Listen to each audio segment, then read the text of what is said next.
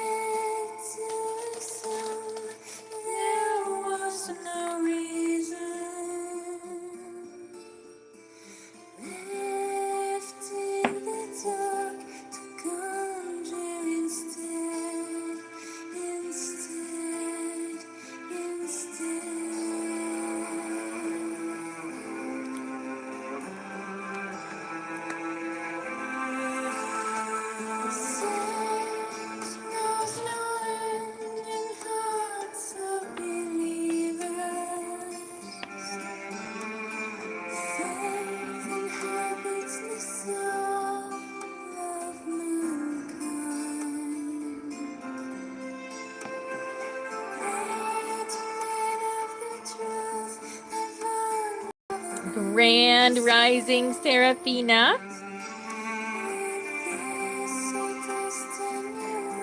Much love to you.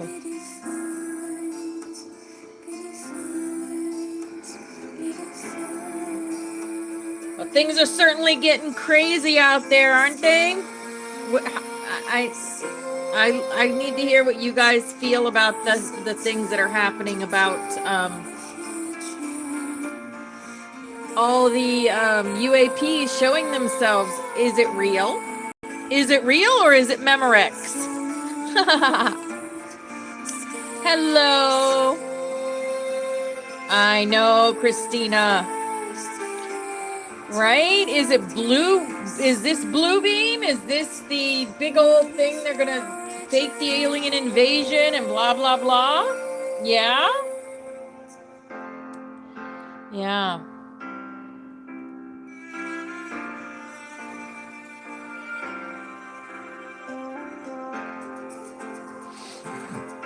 Yeah. Yeah, I feel like it's a show too, to be honest. I can't say all of them because I do feel like some of them, but a lot of them are, it's our government. I really think it is. And you know, they may fake an alien invasion.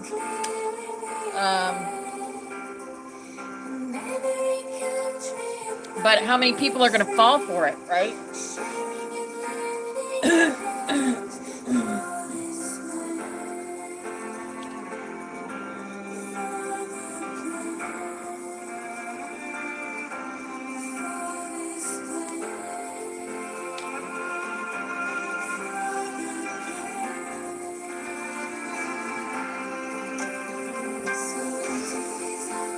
Grand Rising, Cinnamon. I think so too, Christina. You know, everything's done in these now moments to wake people up.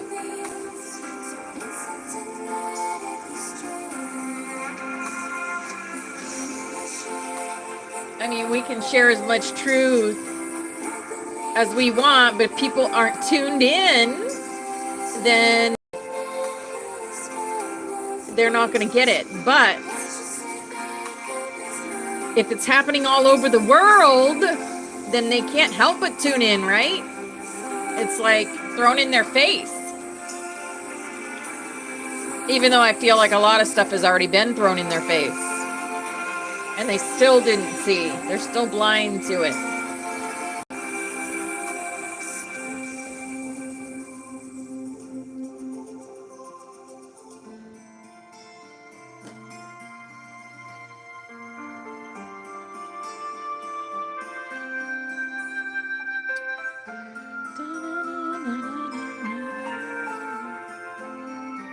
Yeah, truth. That's true. Yep.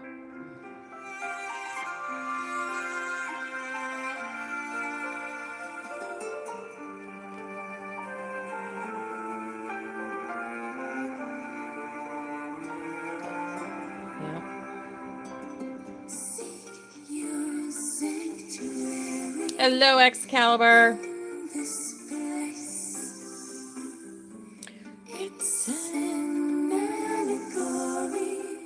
Hello, Chris. Hello, beautiful. Yes, it's already Friday. It's already Friday.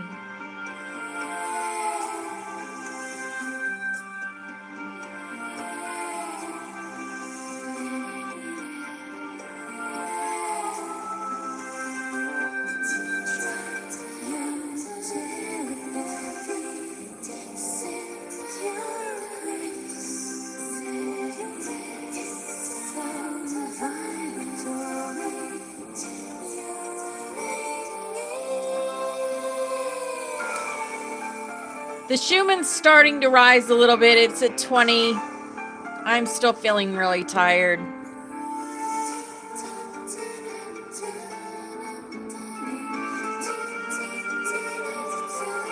Oh, it is Friday the 13th, isn't it?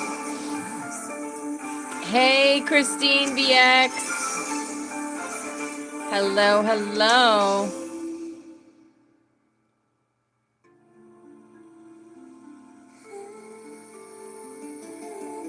You slept awesome last night. Happy 12/13.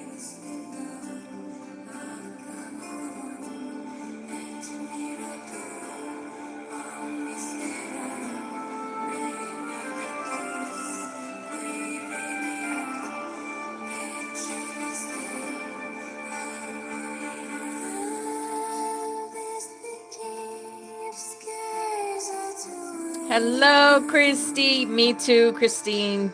Me too. Hi, beautiful Christy.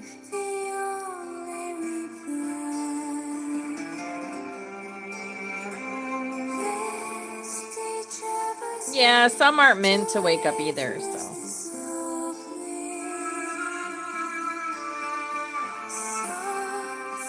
I actually feel sorry for them because they're feeling fear from all of this. Right? Happy New Day, Tammy Lou.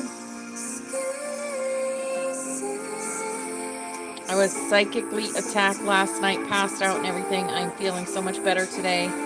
Did a cleansing meditation. Ah, yes. It is not everyone's timeline. That's true. That is true.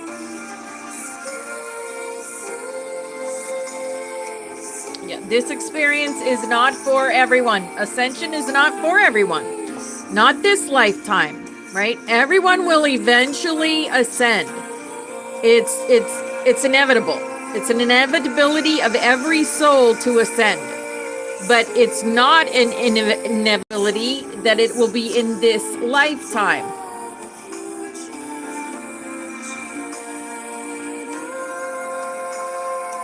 But that was chosen before they got here. Exactly, Ted. Exactly. Exactly. Big hugs. Big hugs. All right. That was Sky Scent because we are Sky Scent. We are star seeds. And we're going to go ahead and rainbow butterflies. We're going to get right into it. I won't let go. I will help you through. All right. There's our butterfly with everybody on it. And we're going to do our cards. I was intuitively called to pull a Lyran card today also. So we'll do a Lyran card. And our angel card has changed. We have another, I pulled from a different angel card deck today. So we're going to do that. And then we'll see if we have a message from an Ascended Master. I don't know that yet. And we're going to get right into the Immortal because I need to know what happens. I need to know what happens. I did not peek. I did not peek. Book club was great. Yes, we had a great book club yesterday. Yeah. Yup. All right. So, chakra wisdom. Chakra wisdom is building a strong foundation. It always has to start with a foundation, right? I create stability and security by adequately providing myself with the basic needs of a healthy life, such as shelter, food, water, and clothing. I use my creativity to build a strong foundation, as this is an essential key to my survival and growth. The more inner and outer stability I have, the more grounded and fulfilling my life will become. I respect myself and take care of my physical body by nurturing and nourishing it. My body tells me what it needs. Yes. Will help you through. Hello, Flower Power. Hello, beautiful. Hello, Trina. Grand Rising. No worries, Christy. No worries. You know, one thing I want to mention about that, something from our class was in the Rancha book, from the specific class from yesterday. The you can't look at God and see, and you can't see God and live. Yeah, that was in the Rancha book. Crazy. Just crazy synchronicities, right? And also the Ancient of Days was mentioned, as it was mentioned in the Immortal. So yeah, just great synchronicities between the two. It's like everything is connected. And every time we get confirmation of that, it's amazing. It's like magic. It's like magic. We're on chapter 3. Yeah. We're on book 2 or 3. 3, I think. Here's our healing energy oracle. Healing energy says goodness. I overcome my imperfections, polish my character, and feed on the positive. Thus, I free myself, allow my goodness to manifest, and become a source of joy through gentleness. I offer unconditional support, understanding, and love to myself and others. Yes, goodness. Elevation, rising. I free myself from fear and trust the universe. Yes. Hello, Betty. Hello, darling. Hello, Navarre. Grand rising. I direct my thoughts to the beauty inside and around me. I use my spiritual strengths and knowledge to create light, and I rise above all doubt. Elevation. Rise above it all. And balance. We got the balance again. So we find balance between each sphere of our lives. I am the master of my daily life. I make time to nourish the spiritual and the physical. I bring love to my world by fulfilling the needs of my body and soul. Yes. Hello, Pepsi. Hello, beautiful angel. And our our work your light. Work your light says, take a break, a life's work, not a season. Get off the treadmill. Where a lot of us are being called to rest, right? We're being called to rest. The initiation, rite of passage, crossing the threshold. Crossing the threshold. And answer the call. What is your soul calling you to do? We get this card often also.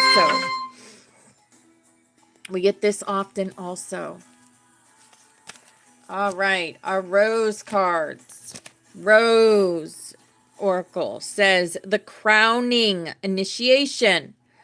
That's 2 cards that said initiation. Rebirth, a seat at the table. Remember who you are. Yes, portal day yesterday. The wild rose. Do it your way. Embrace your uniqueness. Untamed. Untamed. And the Temple of the Rose. We talked about a temple yesterday. Ancient power, expression, activation, scarlet codes. Rose codes are coming in, guys. The rose codes are coming in. Here's our angel card for the day. And it's a portal. See that portal? Says, ask for your needs to be met. God and the angels can come to your aid only if you make a free will choice to be helped. And it begins with asking.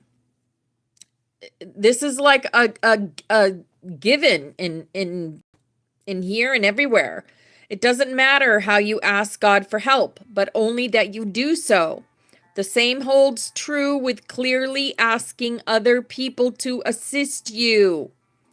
Yes, ask for your needs to be met. Yes, if you guys are getting psychically attacked, remember you have a wonderful dragon guide there that will eat up that energy if you feel psychically attacked. Our fairy card says magical blessings. Whatever you're going through, you're being assisted by magical fairy blessings. The fairies say you can bless others too. You can bless others too. Magical blessings. Okay. Yes. The celestial tribe. Yes. Yes, absolutely. Hello, beautiful Ashley. We support each other. This is our animal card, and it says, oh, it's the whale, adventure, dare to do things differently. Didn't we just get this one? We just got this one yesterday, I think. Sing your wild song, manifest your travel dreams, attempt the great journey with confidence, be loyal. Friends and family are your treasures. Be brave. You are more powerful than you know. Yes, you called in your guides and angelics to transmute the psychic attack that happened last night. And they did, of course. Of course. Build your auric field and put mirrors facing out so the dark sees themselves before reaching your field. Perfect.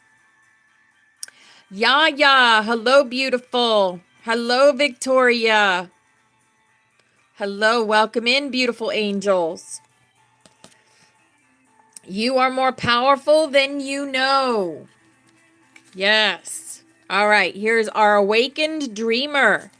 Our awakened dreamer message says, sustainable sacred service. You only get to keep what you give away.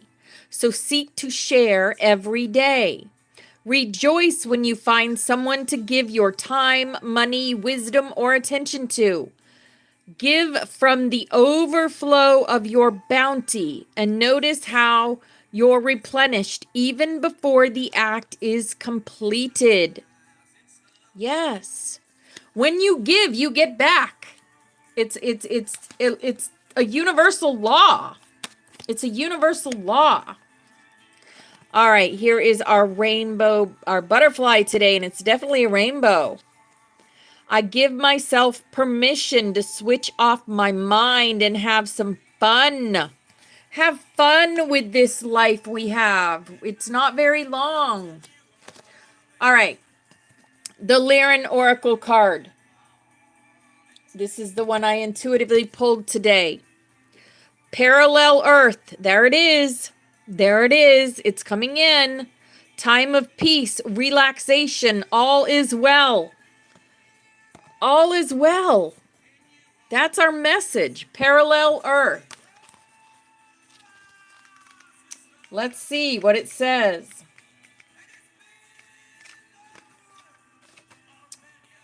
Card 39. 9, 10, 11, 12. Which is a 3. It's a 3 card. We have spoken on the concept of timelines and multiverses in the quantum field, But now we want to enlighten you on the subject of parallel universes and alternative Earths. In the heightened state of multidimensional awareness, it becomes clear to the starseed that reality is infinite in its expression, stretching not only through the linear time fields of past, present, and future, but also reaching out repetitively to infinite current moments, like a mirrors bouncing off mirrors. Ahaha. Christina just mentioned that. Mirrors bouncing off mirrors. Parallel existences are naturally created in the alive field in your moment-to-moment decision making. And these moments of possibility create fragments of what could have been and create these alternate universe fragments. The empowerment of this knowledge is that by accessing the parallel field, you can gain access to premonitions, deja vu moments, and get clear guidance on which paths to take and what paths to avoid. You can refer to this access as present moment hindsight, where you can scan the entire field of possibilities and then allow your spirit to guide you to choose with grace. We share this information because from our multidimensional lens, there are many parallel Earth realities where the human species has failed in their pursuit of unification. And then there are also many parallel Earth realities where your species has blossomed into fully enlightened societies. The arrival of this card fully indicates that you reside in an optimal timeline that is destined for great potential and unification. Now is a moment to start living the life you dreamed as it were here now. Through this inner vibratory knowing, you begin to align the alternate realities toward your frequency that adhere to the law of attraction. Now is a time to dream and step fully into your highest potential without a drop of looking back. An additional meaning of this card indicates that you are fully provided for, with wonderful opportunities, new relationships, and finances seeking to bless your life. All is well. You made the right decision. Great work, divine moment, contentment, unity, surrender, time of peace, relaxation.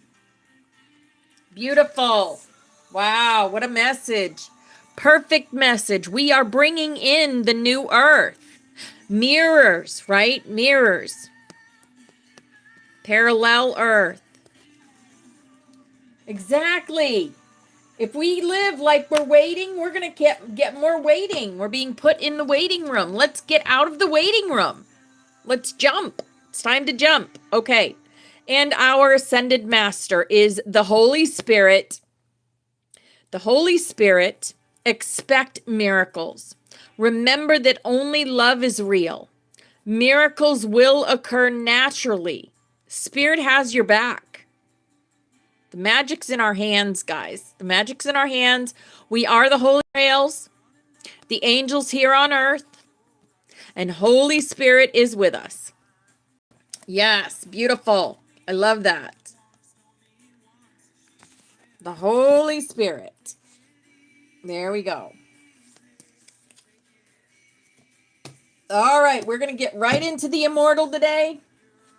This is our last chapter in the Immortal Book 2. We will start Book 3 on Monday. Who is so excited to hear the end of this story? Let's see if Elizabeth can pass her last temptation. Her last temptation. Okay. I watched on, remember, he's at a crystal with his hands on the crystal with John there too. They're in Shambhala.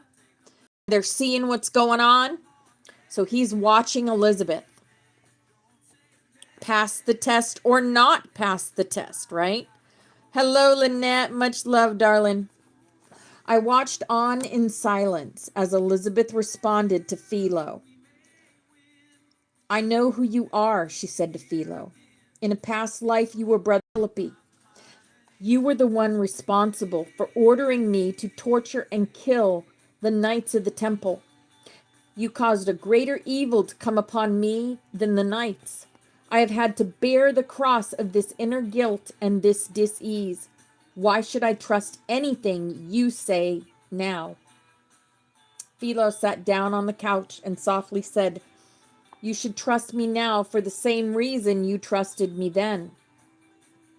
And what reason is that? She asked. Because I can give you power. Elizabeth paused, stunned at his response. What do you mean, power? Let me put it this way, said Philo as he flopped down on the couch. There are two sides to the equation of the life experience. The ignorant call them good and evil, light and dark. But the lines of division are not so pronounced. Before you judge me, let me ask you one question. Suppose all that seems good and holy by the regular way of looking at it prevails. Yet you, as an individual, are in poor health, as you are now, and suffer pain and misery. What benefit would you receive from all this brotherly love when you and the whole universe you know is in hell? When you choose the right path, things don't always work out immediately, but in the end, things are better, she said. Eventually, or at the end of time, then we shall smell the roses, he laughed in a raised voice.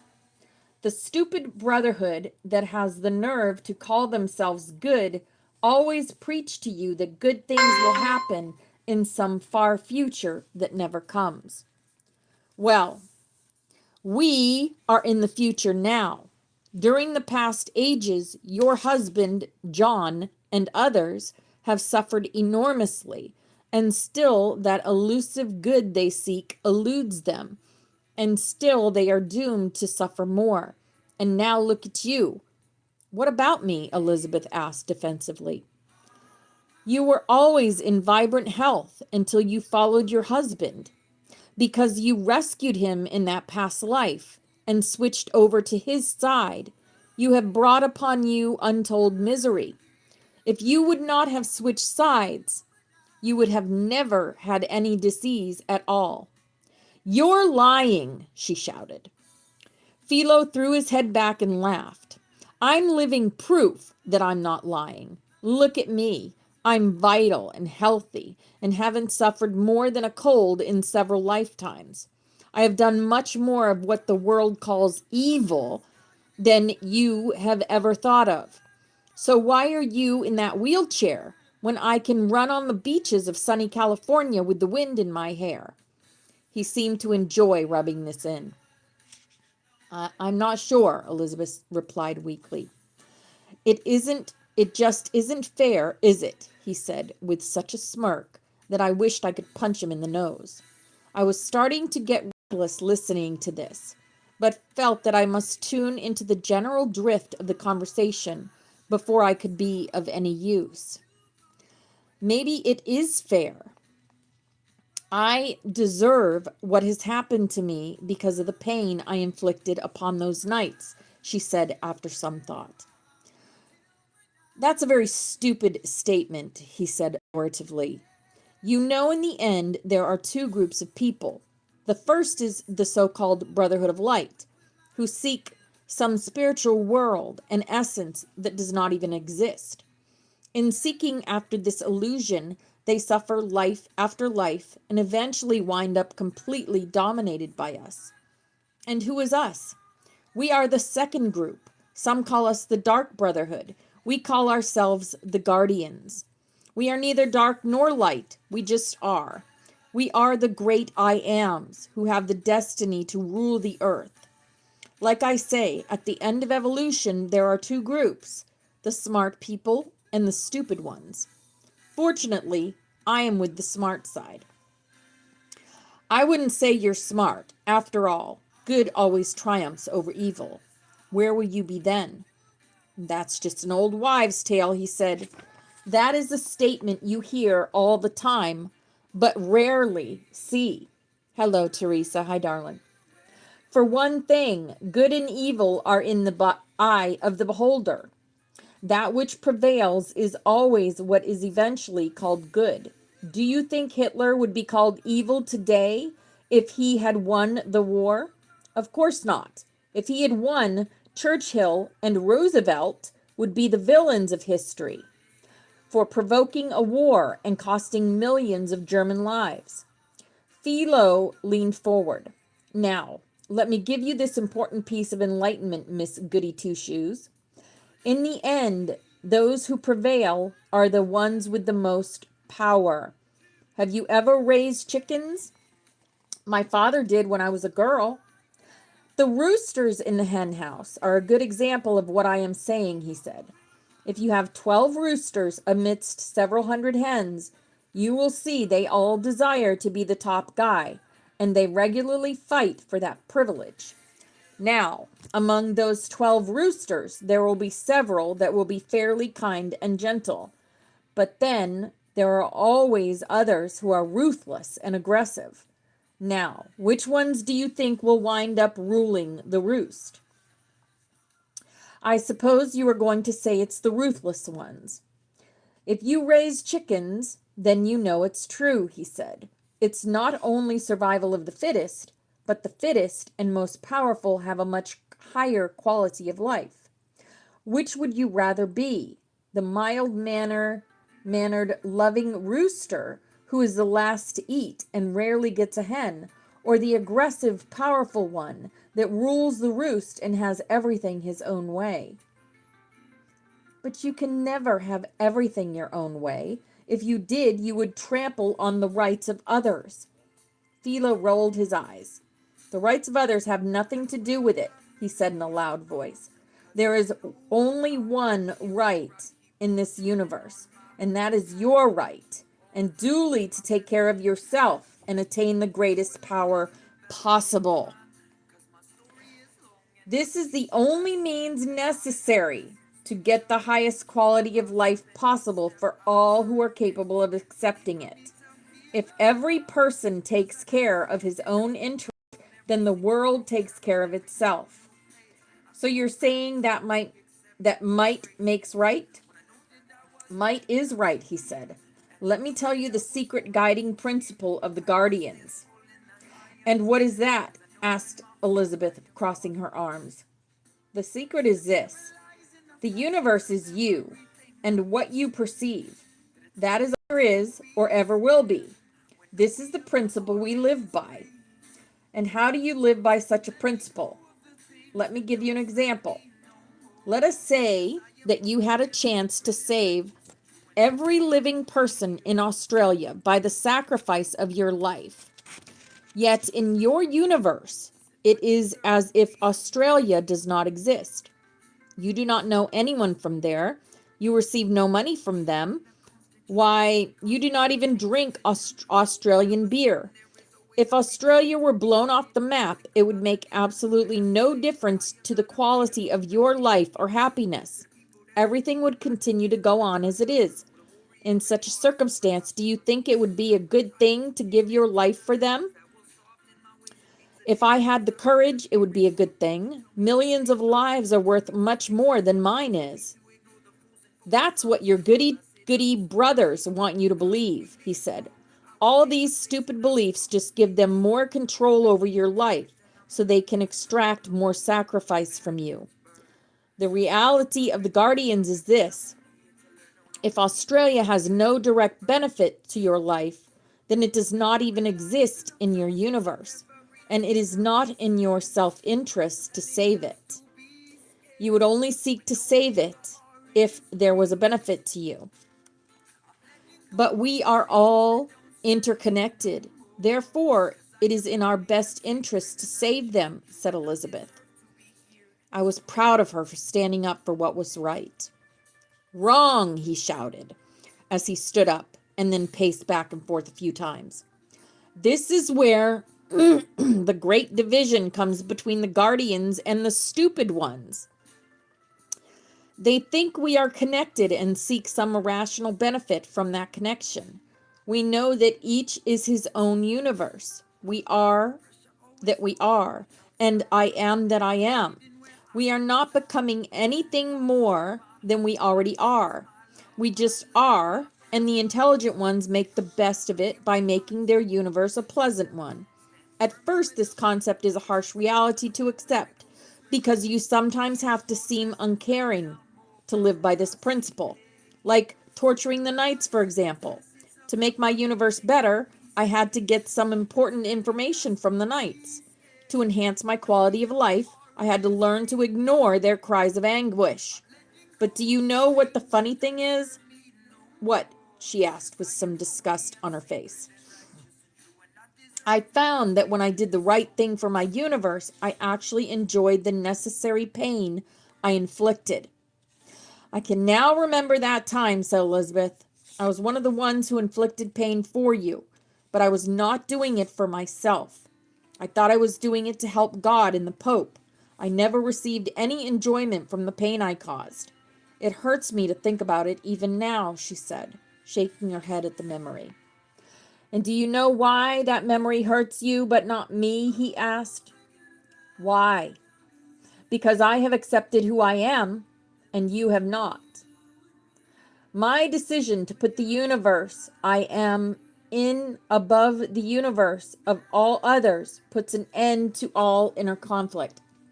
I need to interject here right here, because if you guys know if you've done any research, okay, the whole thing about the Luciferians and Satanists is do as thou wilt shall be the whole of the law. And that's what that's what they live by. They do as they will. They kill people, they hurt children, they do all this stuff because for one thing they don't have empathy. But for the other thing, that is what the law that they live by. Do as thou wilt. We, on the other hand, live by the law of do as God wilt. Do as God will do. What would Jesus do, right? That's the difference between the light and the dark, if you didn't know that. Okay? So, after this great decision is made, there is no right and wrong and no guilt. This is how they feel. They have no guilt over what they do. They will do anything. They will step on people. They will kill people. They will hurt people. They don't care. They don't care. Which we do. We care. We care about people. We care about children. We love children. That's why we're here. To save the children. To leave a beautiful earth for our children and grandchildren. That's why we came. and heaven's playing, right? There is only one path to take, and that is the road that enhances your personal universe, which is all there is. That's how they feel, right? So, here we go. It sounds like your path is very selfish. That's what she says. It sounds like your path is very selfish. Yes. Service to self is darkness. Service to others is light. See? Open your eyes, lady, Philo shouted, leaning close to her face. The universe of self is all there is. Humor me a moment and close your eyes. He noticed her hesitation. Come on, close your eyes for a moment. There's no way that I will hurt you. That will hurt you. Elizabeth closed her eyes after hesitating. Now, do you sense any other universe except where your individual consciousness is? I sense yours.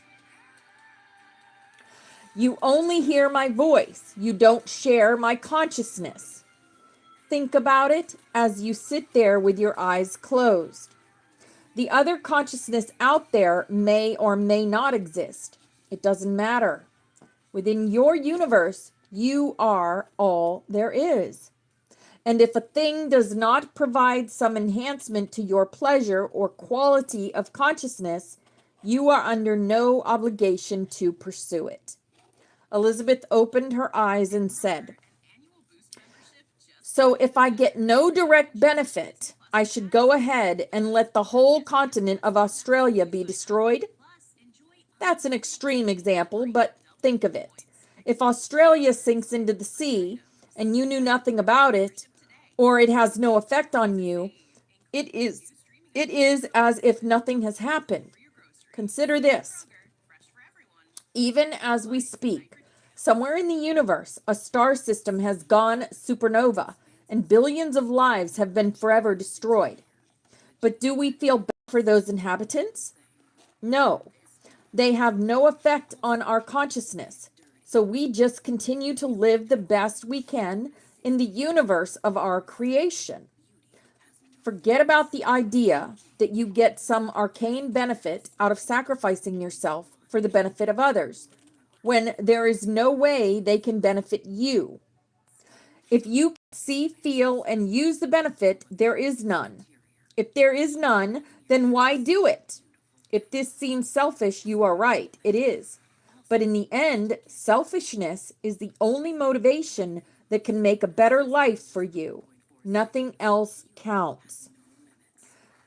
That can't possibly be true, said Elizabeth, shaking her head. Oh, but it is true, my little acolyte. And you know within yourself that it is. In today's world, selfishness has received a bad rap. People love to practice it and need little selling to let the principle of self rule in their own little universe.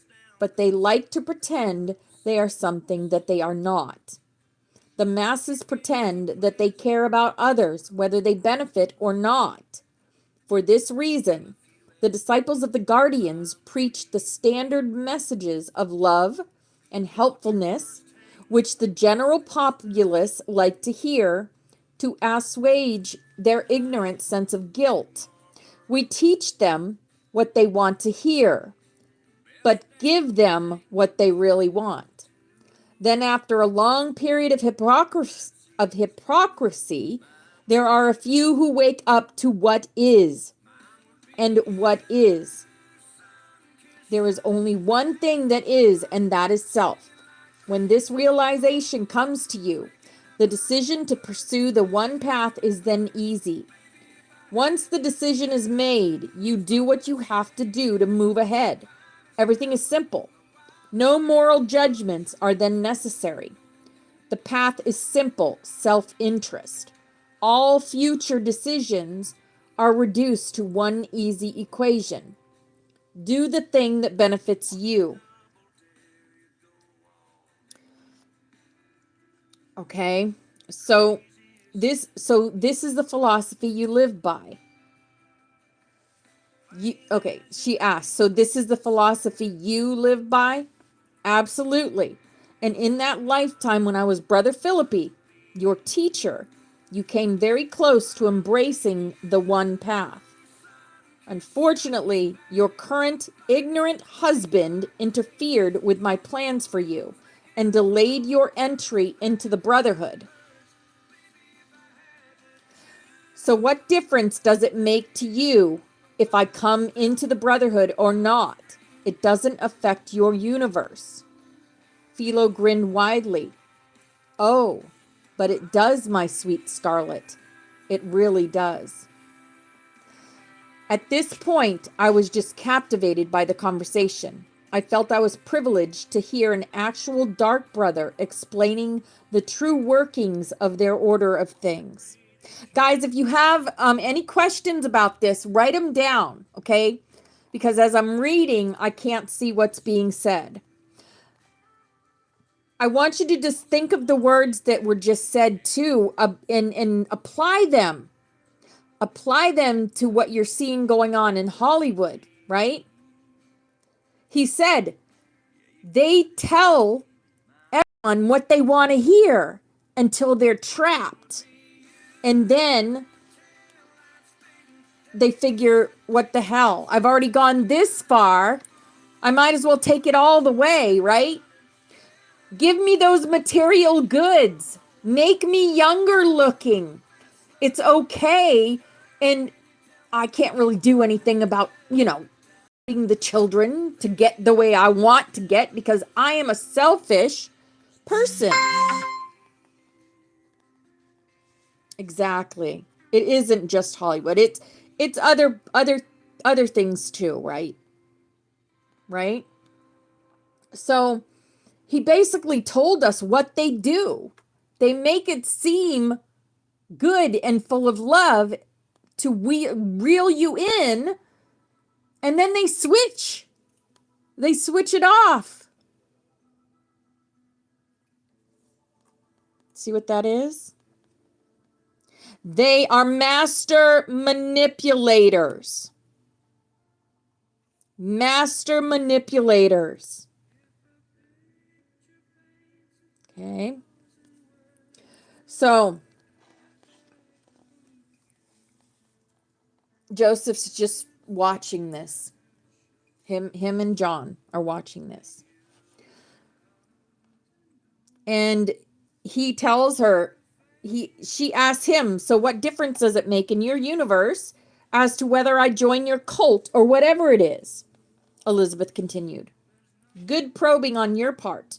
From what I have told you, it is obvious that you can be a benefit to me, or I would expend no energy in your direction.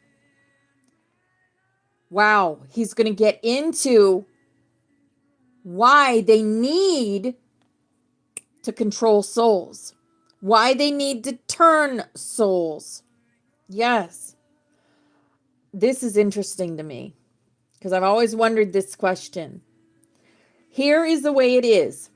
One of the benefits of being a full member of the Brotherhood is that an adept can gain the power to extend his life, health, and power indefinitely. Beyond controlling the masses, we draw life energy from and through our immediate disciples. The loosh. Okay? You guys know what I'm talking about. Elizabeth cut in, and I suppose Lance is an immediate disciple. Correct. Thanks to him and other do-gooders who are easily deceived, I can draw off some of their life energy without them realizing it. And where do I fit in? You are different from Lance. Lance has several lifetimes of tutoring coming before he is ready to make the great decision for self. But you have been hovering between the two paths for some time now. In our past life together, you came close, so very close to embracing the path. Your husband diverted your attention and took you away from me for a time. But you are still hovering at the portal and have not yet chosen your final path. Now the choice is clear. You can choose the path of power, as I have untold longevity, pleasure, and vitality, or you can choose the path of illusion, which is basically the path of sacrifice for a dream that never becomes real. I like to call it the path of stupidity. This is the biggest lie ever. We sacrifice to have it all. Right?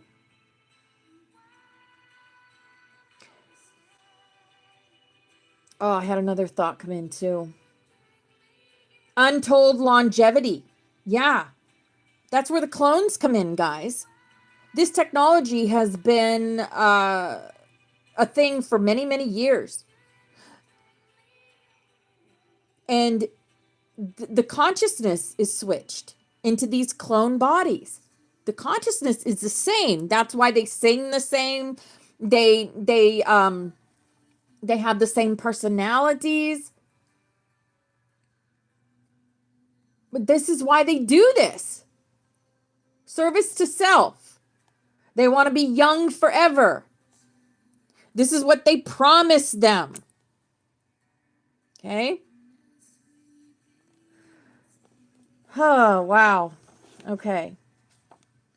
You never told me what's in it for you if I were to choose your path. It's a little like those multi-levels that so many try to sell us on. At the bottom of the chain, you have people buying the product, and these people are needed. They are the bread and butter of the system. They are like Lance and other casual followers that keep me and other brethren going. Okay, another thought came in. Sorry, I'm connected so with Spirit right now, and it's coming in. So right now, Spirit just said from reading that, they are the bread and the butter of the system. They are like Lance and other casual followers that keep me and other brethren going. We are untouchable because they have no power over us. That's what makes us untouchable. We've made our decision. We are the cheetahs on the path of light. There is no changing us to the path of dark. That is, they can't do it. So they don't waste their attention or the energy that they are left here on earth with, because their energy is very low now.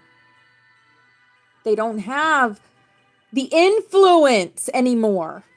They're losing it. They're losing their power over us. This is wow. Okay. So, but if the business is really going to work, you have to replace yourself and get managers under you. A good manager under you can be worth many end users, and a certain number is necessary to make everything work. I invested several lifetimes in you, preparing you for this work, and when you departed from the path, you left a vacuum that I have not yet been able to fill. Nevertheless, all the training and preparation I gave you is still intact. If you were to yet choose the path, even at this late date, all the knowledge I have planted in you would return, and you would create a springboard for me to move on to a higher level of power.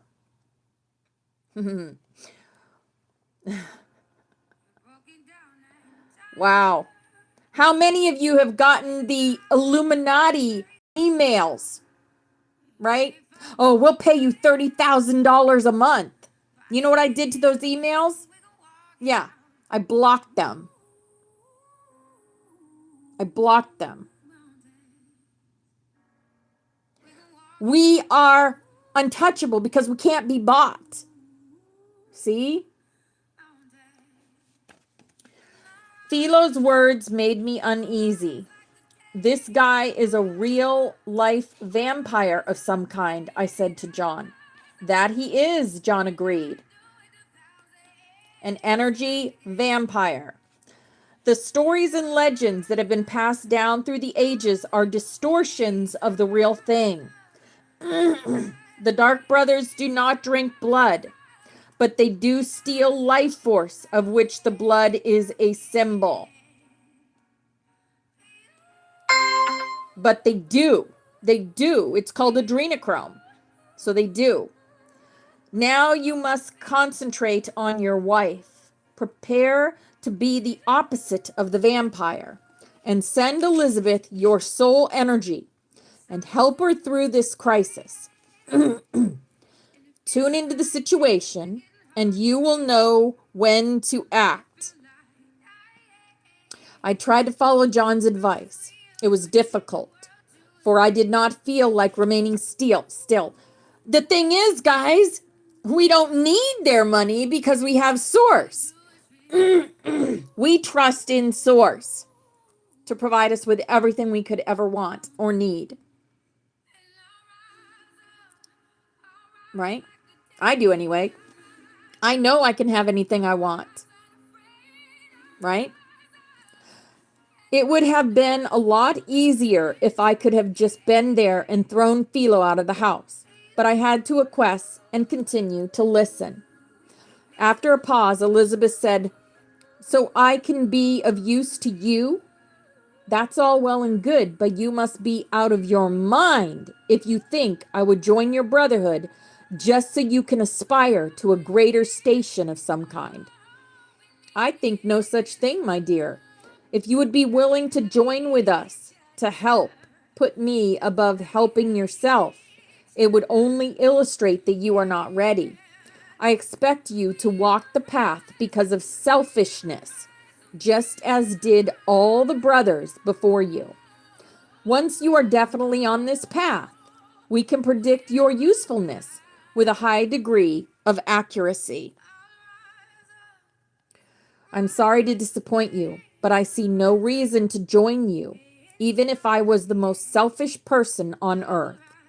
Now I think our conversation is over. Would you please leave?" she asked flatly. "I don't think you want me to leave," he said with confidence in his voice. "And why don't I know what I want?" she demanded. "Because I know how you feel." "And how do I feel?" "You're feeling very tired.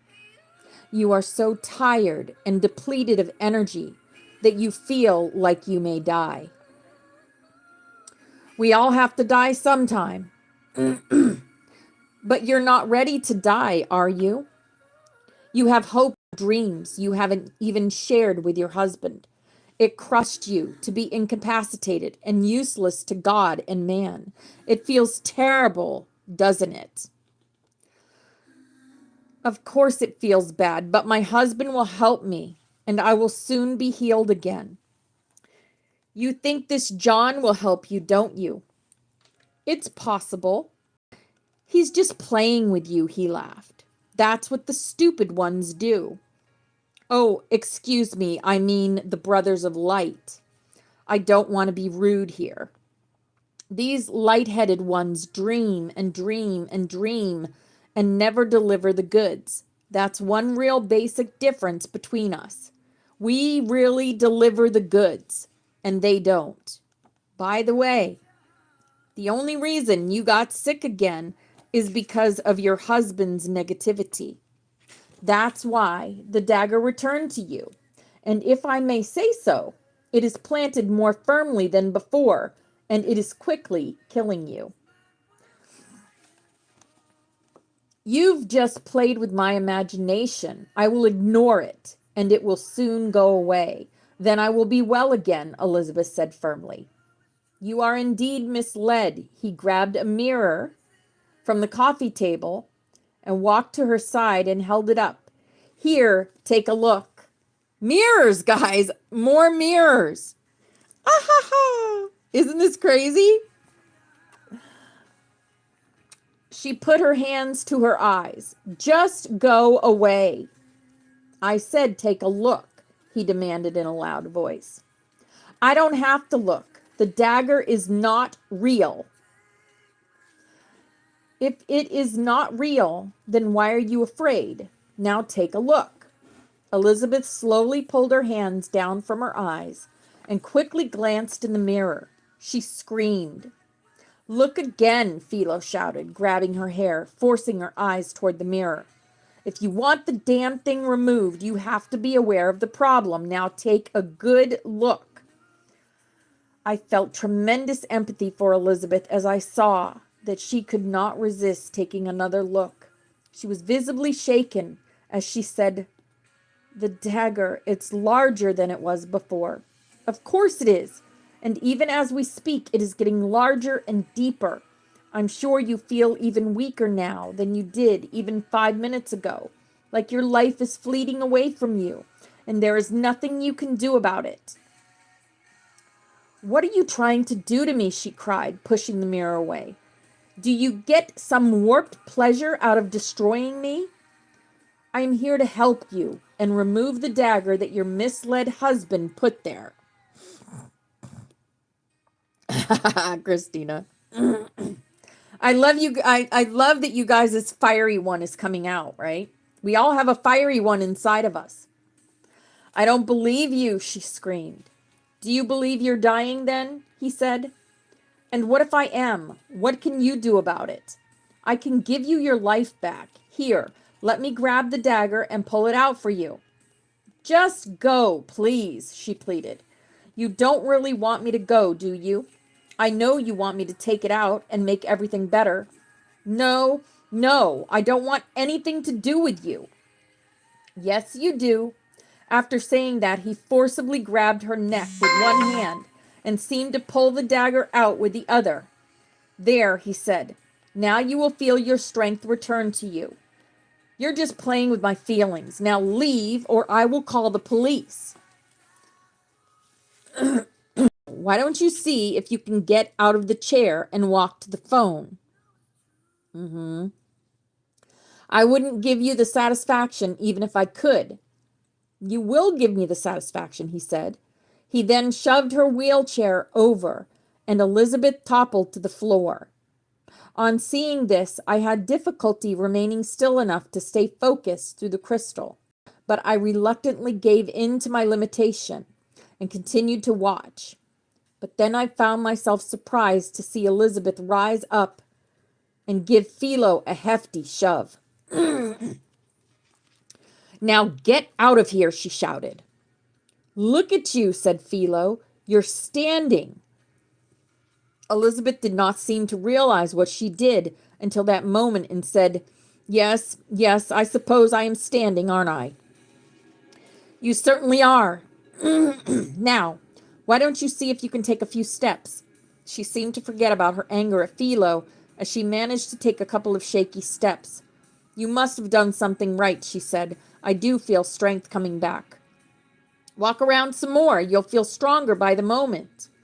She did as he said and walked around the living room and seemed to increase in strength. Okay, she said, maybe you have helped me here. Now you can go. It isn't quite that simple, he said. You forget that I am not a member of the stupid brotherhood that does good deeds and expects nothing in return. I have given you your strength back, and now I want something in return. That's the code we live by. Aha. Elizabeth stopped walking and sat back down and asked, So what do you expect? Here's the deal, right? Here's the deal, he said. I want you back in the fold. I lost you temporarily back in the days of the nights, but now I've come to get back that which is mine. I'm not yours, but I am curious as to what your deal is. Quite simple. All you do is dedicate your life to the pure benefit of self. Part of that dedication is a commitment to me, for without me, you will have no self. Therefore, as you help me, you help yourself. What do you mean by that? She asked with suspicion in her eyes. I mean that I have the power of life and death over you. You commit to me, and I will allow you to have a long, healthy life. If you refuse, you will die. Like I said, we all have to die sometime, Elizabeth replied. Not the way you will.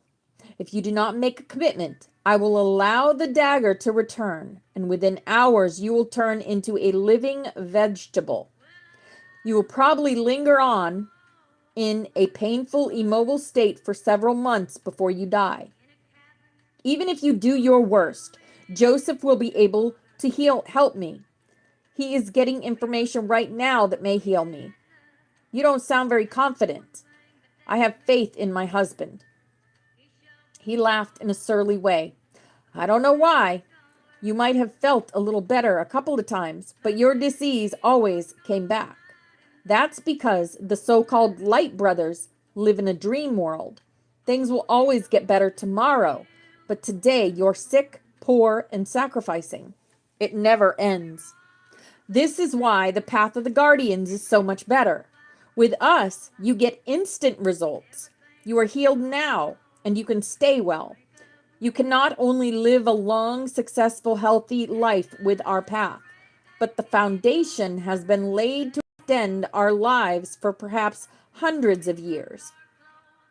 You're dreaming. Is it a dream that you have received your strength back? I think I know the answer.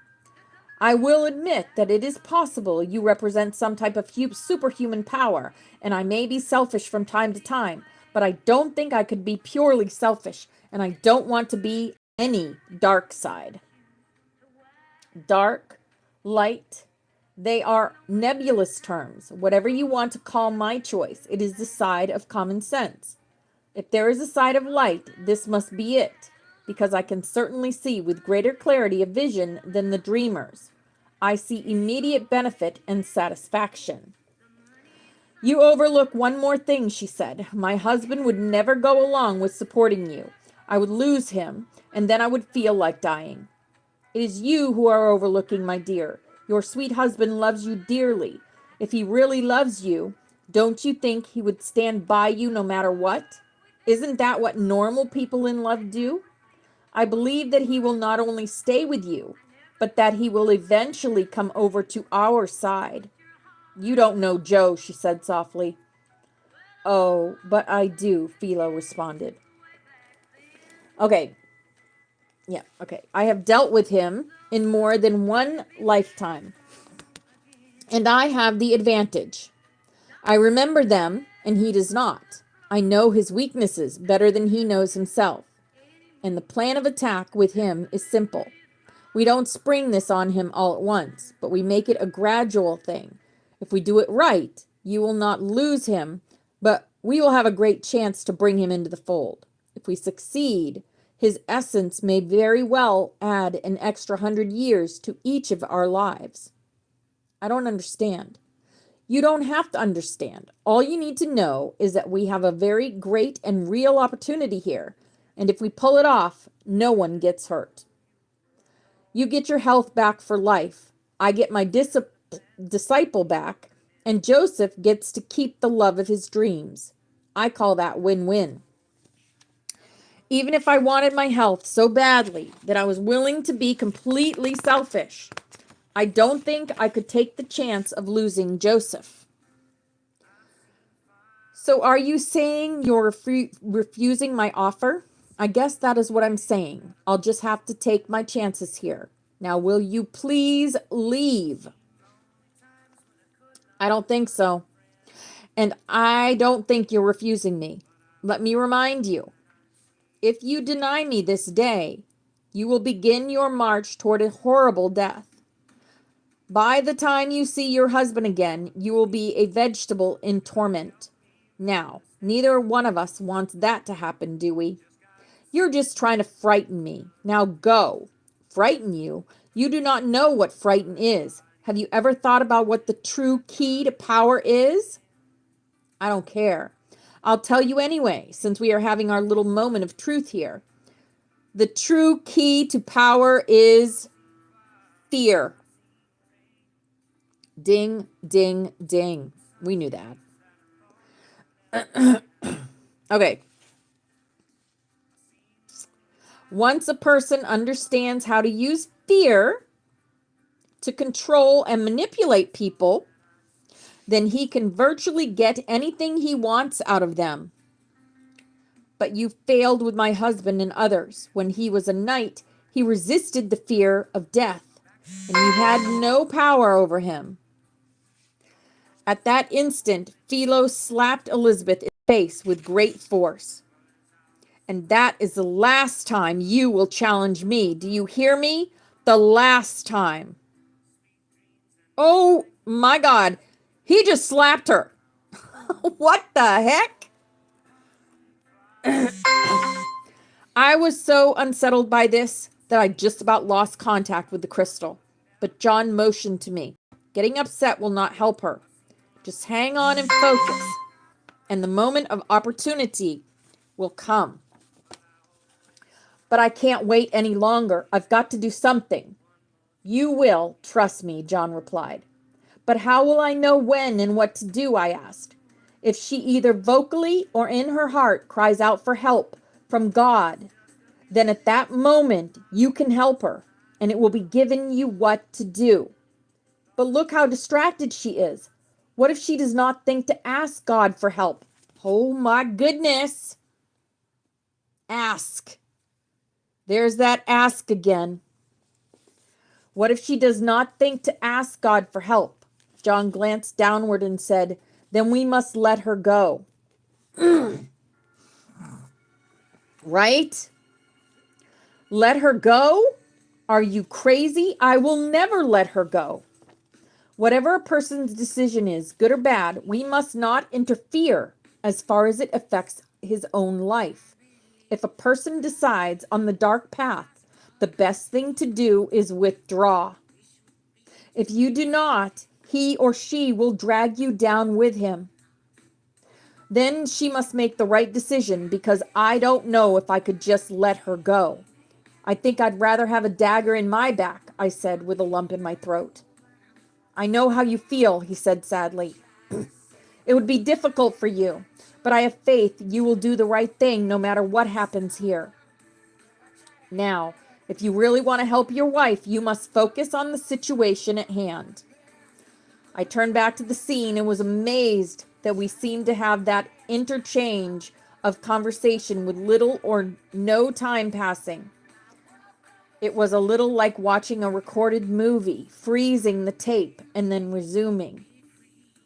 Philo composed himself and said, the true path to power is not without obstacles, but I will tell you this, obstacles in our path are removed with much greater ease than the so-called path of love and light. Your husband and others are merely a mild irritation to us with no ultimate consequence. Elizabeth got up, shaking her head, trying to regain composure, and said, but from the way you just reacted, he must have been more than a mild irritation to you.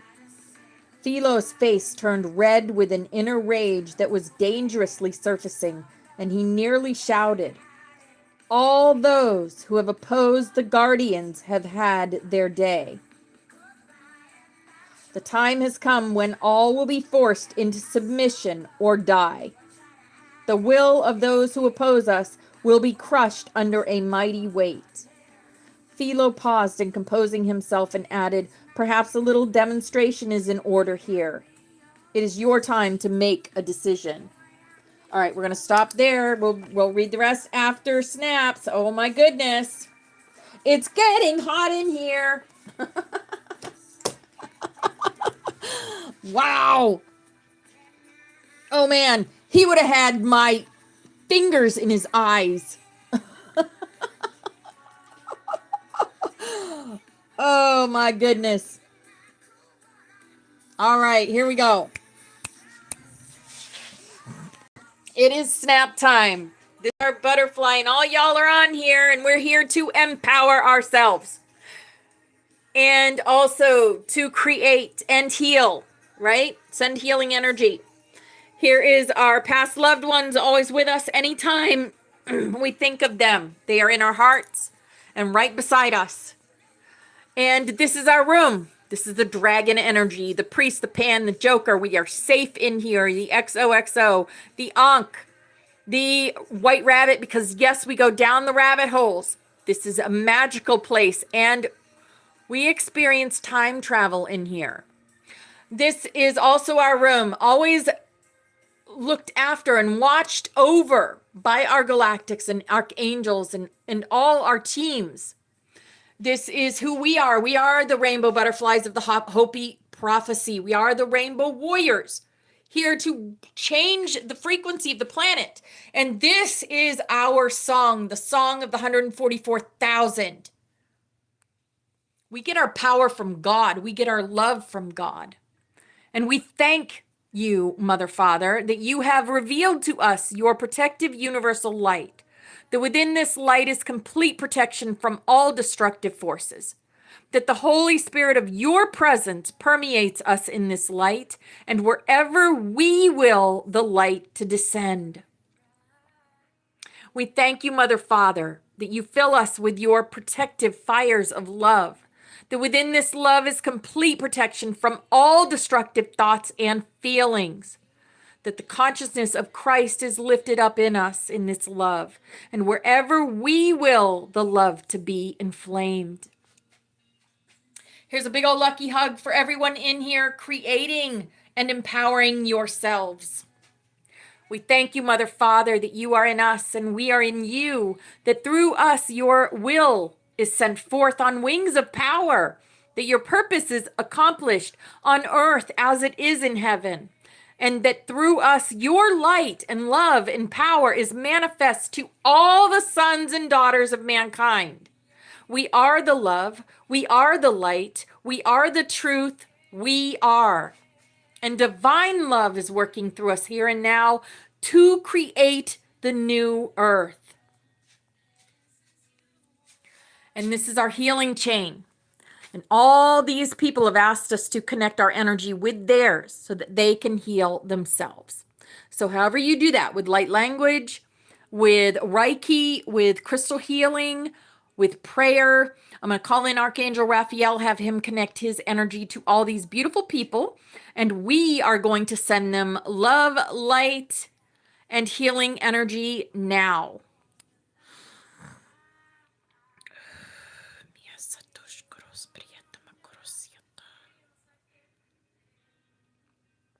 Mia Satosh Koros Prieta Makorosiata. Mia Satosh Koros Prieta Makorosiata.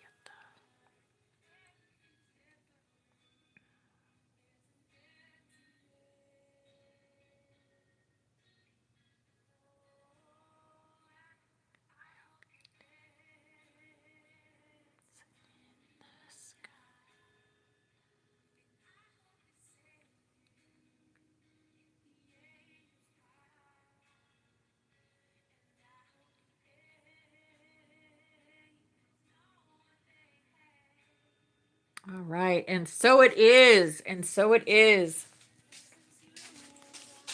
All right, thank you all for that. Woo! I knew this was going to be a great chapter. All right, we're going to finish this and then go over to TikTok and talk about it. All right. So he just said, perhaps a little demonstration is in order here. It is time to make a decision. You must either be for or against me. If you choose to be with me, you will live. If you side against me, you will die a horrible death. It's that simple. Yeah. Elizabeth seemed shaken, but gathered her forces and replied, "What if I don't want to decide? You must decide. Now go ahead, I dare you." Ha ha ha ha. "Try to decide against me, and I will first-handedly demonstrate how fear controls and wills are crushed, and why our side is the only side that has a chance of ultimate triumph." "I refuse to cooperate with you by making any decision," Elizabeth answered resolutely.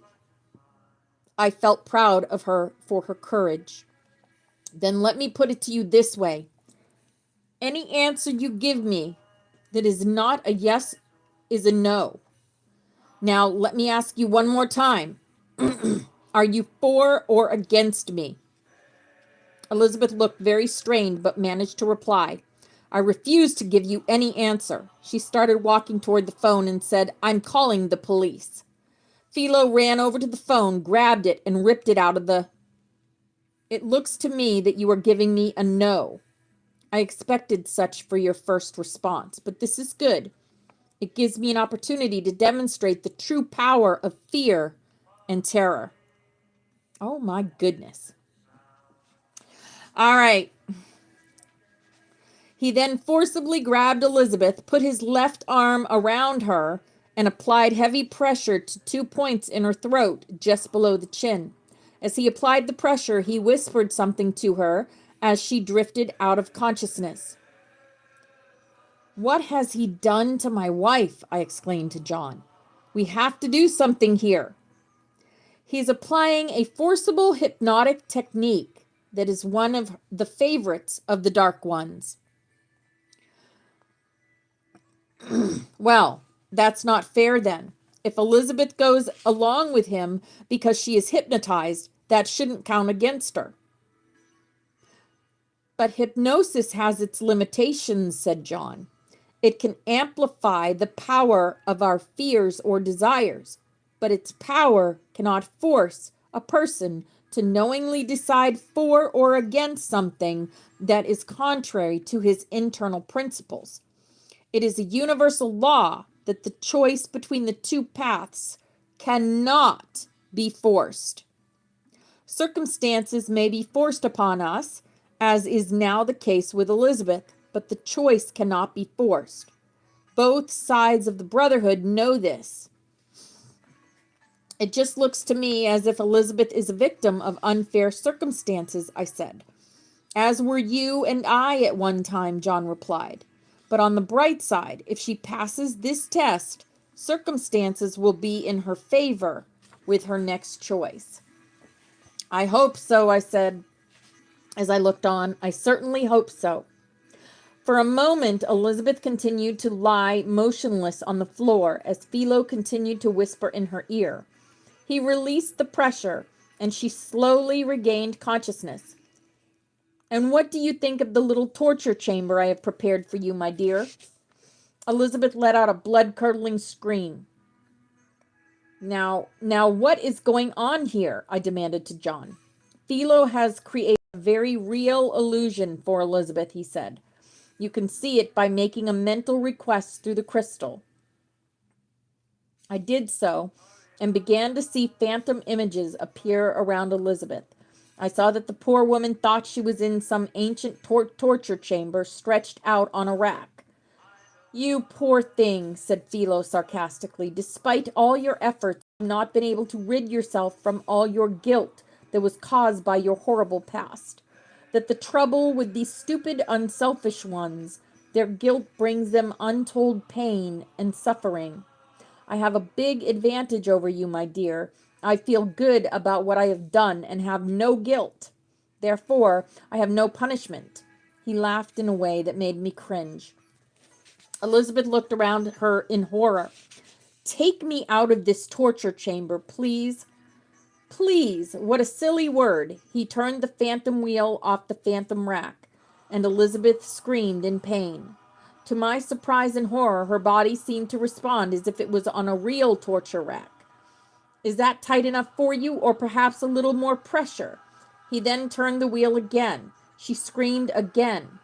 John, I shouted, we've got to do something here. Please let me help her.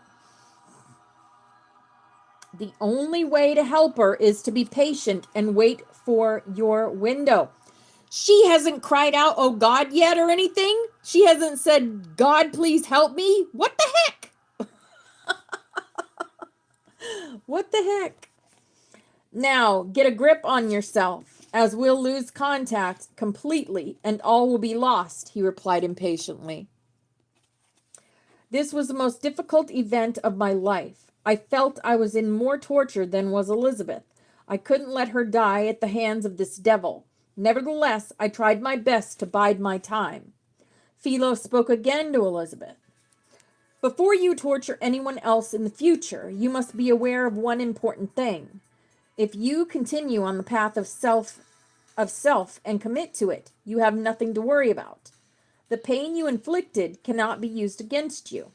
But if you get weak in the knees and follow the delusion of redemption, then sooner or later, karma does work, and everything will come back to haunt you. But it won't be God that is doing it to you. It is used as a useful tool in the hands of the disciples of the guardians. At this point, my curiosity got the best of me. Is it true, John, that a man as wicked as Philo can escape karma while people trying to redeem themselves suffer? That doesn't seem right. On that point, he is deceived, said John. He does not escape karma, as he supposes, but delays the payment with interest. His correction will eventually take a different, more drastic form. Now, you must pay attention. You know what I just came into my head at that moment? Yes, recycling. God recycles those that cannot be transformed. That's what he does. They are made to start all over again from square one. Every life they lived working up to their eternal choice to become dark has made the final choice dark. They are recycled. Yes. That is the ultimate karma payment, is turning back into stardust. Right? None of us need to worry about that before you even think that. But we may know someone that has to worry about that. Definitely anyone that has ever hurt a child in the most heinous way, I would think that they deserve that. But then again, I'm no judge, right? I'm nobody's judge. God is, though. I looked toward Elizabeth and heard her plead, "Please make all of this go away." Yes, exactly. Exactly, Christina. Please make all this go away. Sure, I can make it go away, Philo laughed. All you have to do is make a simple commitment to me that you will be my eternal disciple. If I did that, it would just be a lie. I would change my mind later. Not so, my dear, not so. You must make an oath to me in the name of the Most High God. Oh, St. Elmo's Fire's playing. I just realized that. You must make an oath to me in the name of the Most High God. When you make this oath in God's name, you then swear allegiance to me in the guardian and the guardians, and this creates a binding power between us that cannot be severed. On the other hand, if you do not cooperate, you will not only be put to death physically, but you will lose your soul. Perhaps a little hot iron on your feet will help you make up your mind. I saw that Philo placed a phantom red-hot iron on the sole of Elizabeth's foot. She screamed and grimaced in pain, just as much as if it were real. He released the iron and said, "Because of your past selfishness, there is no way out for you. From here on out, I have power to bring you great pain, even from a distance. If you do not commit to me, all that awaits you is a short time of pain and suffering. Then you will die." But that's the fun part. If you think there is not a hell, you ought to think again. If you reject me, then an eternal hell awaits you, where you will suffer forever in a state that makes your current situation look like paradise. "You're trying to frighten me again," she cried. "Of course I'm trying to frighten you. But you are only frightened because a part of you deep inside believes me. You see, the guardians are the caretakers of hell. We take souls in the next world who are racked with guilt and play with them. It's a great source of entertainment for us and perhaps them to be our puppets in a future life." "You're horrible. What's horrible to one is delicious to another," he laughed. "Now, have we reached a decision yet?" "No," she shouted. "Perhaps this boiling oil will help you decide." He raised a phantom vase of hot oil and proceeded to pour it over her stomach. My poor wife screamed again. I didn't know how much longer I could take this. Philo stopped pouring and said, "Just tell me you have a decision for me, and I will make this all go away, and you will feel fine again." Elizabeth said nothing, and Philo started pouring again. Okay, I'll make a decision. Please stop." "And what is that decision?" "I need a moment to think without pain. Make it go away, and I will give you a decision. I will give you several moments to think about it, but if I take away the pain, you may make the wrong decision. Here, let me help you make up your mind." A large phantom saber then appeared in his hand. Elizabeth saw it and screamed, but Philo merely smiled and shot through Elizabeth's upper thigh. The poor thing withered in even greater pain. Philo then took another sword and did the same with the other thigh. Finally, he took a third one and shoved it into her abdomen.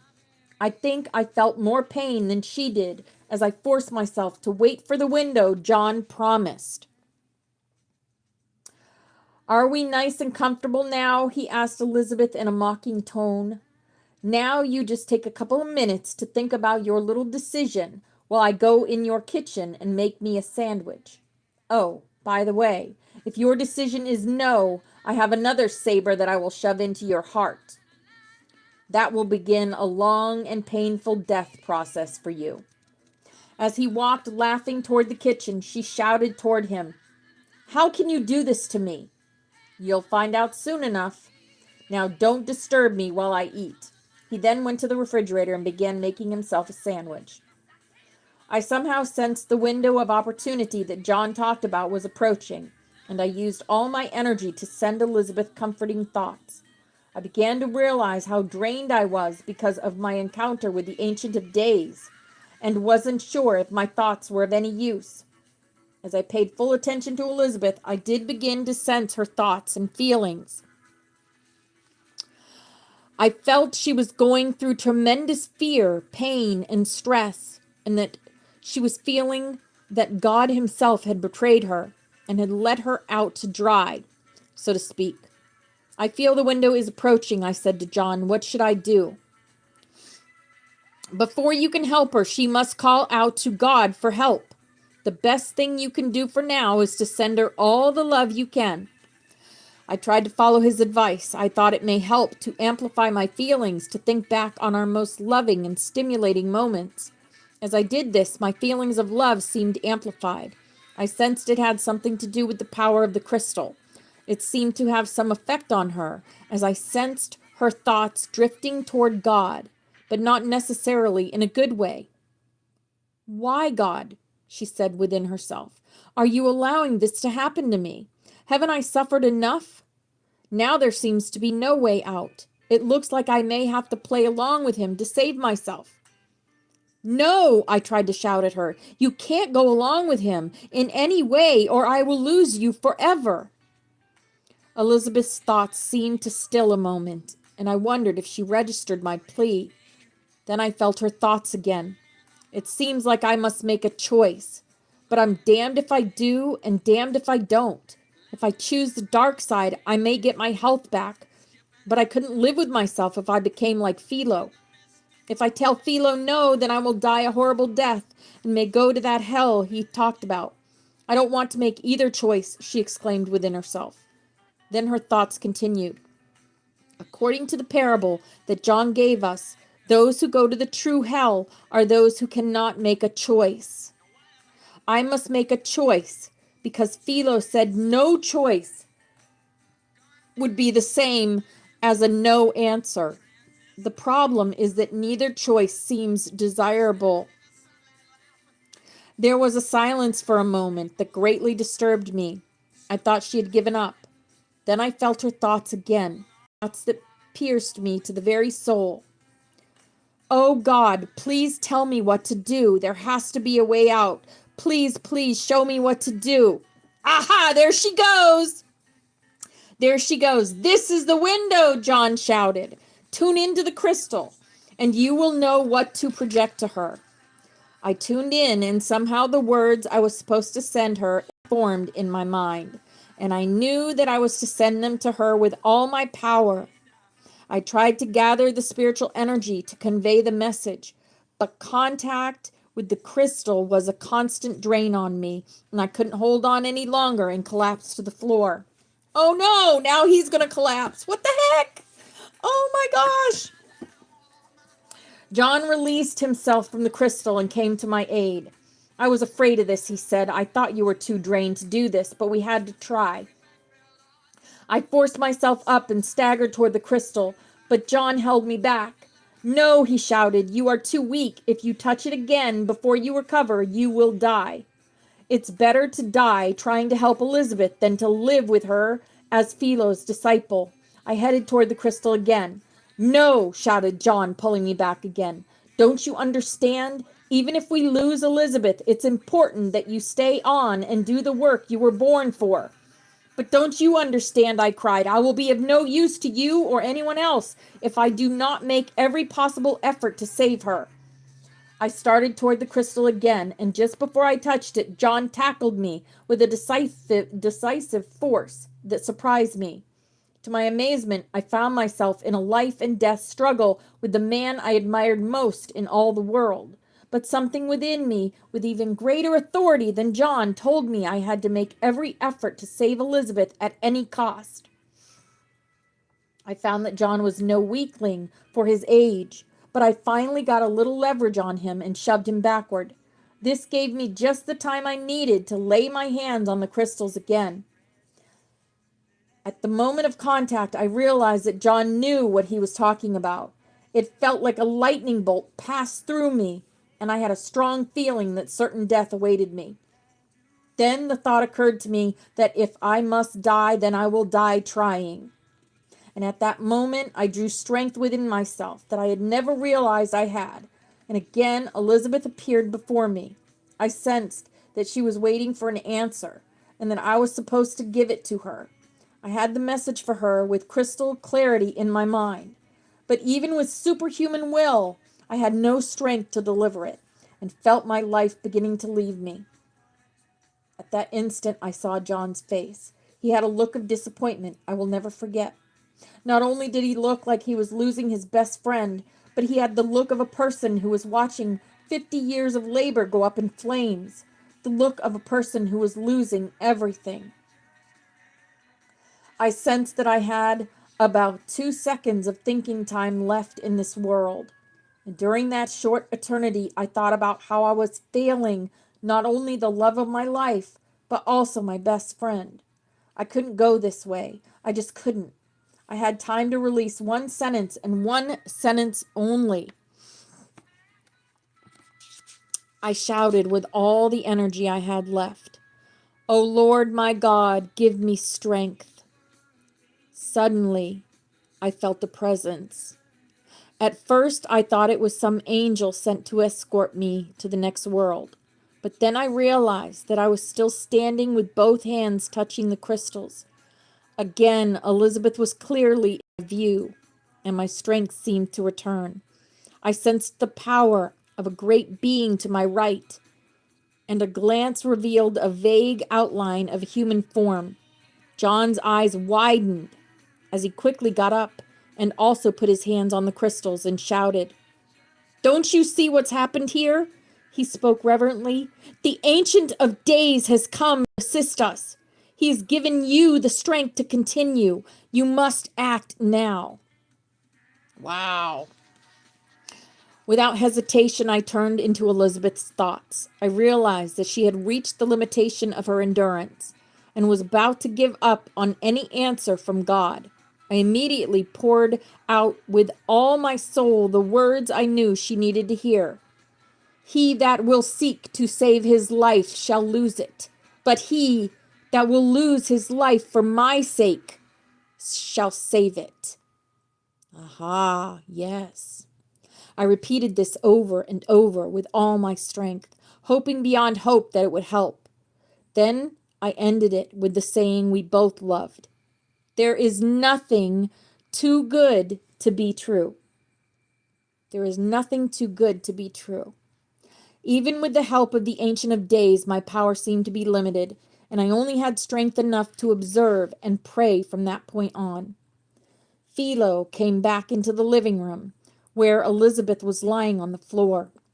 He was just finishing off a sandwich as if he had no care in the world, as he said flippantly, "Well, my dear, I assume that 10 minutes of this agony is much more than you want to ever put up with again, let alone the rest of your life and eternity. So what is your decision?" Elizabeth rose up on one elbow and spoke with a strained voice. "I asked God what to do, and I received an answer." "You're delusional, my dear, but I'm curious.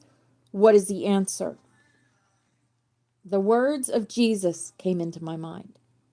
"He that will seek to save his life shall lose it, but he that will lose his life for my sake shall save it."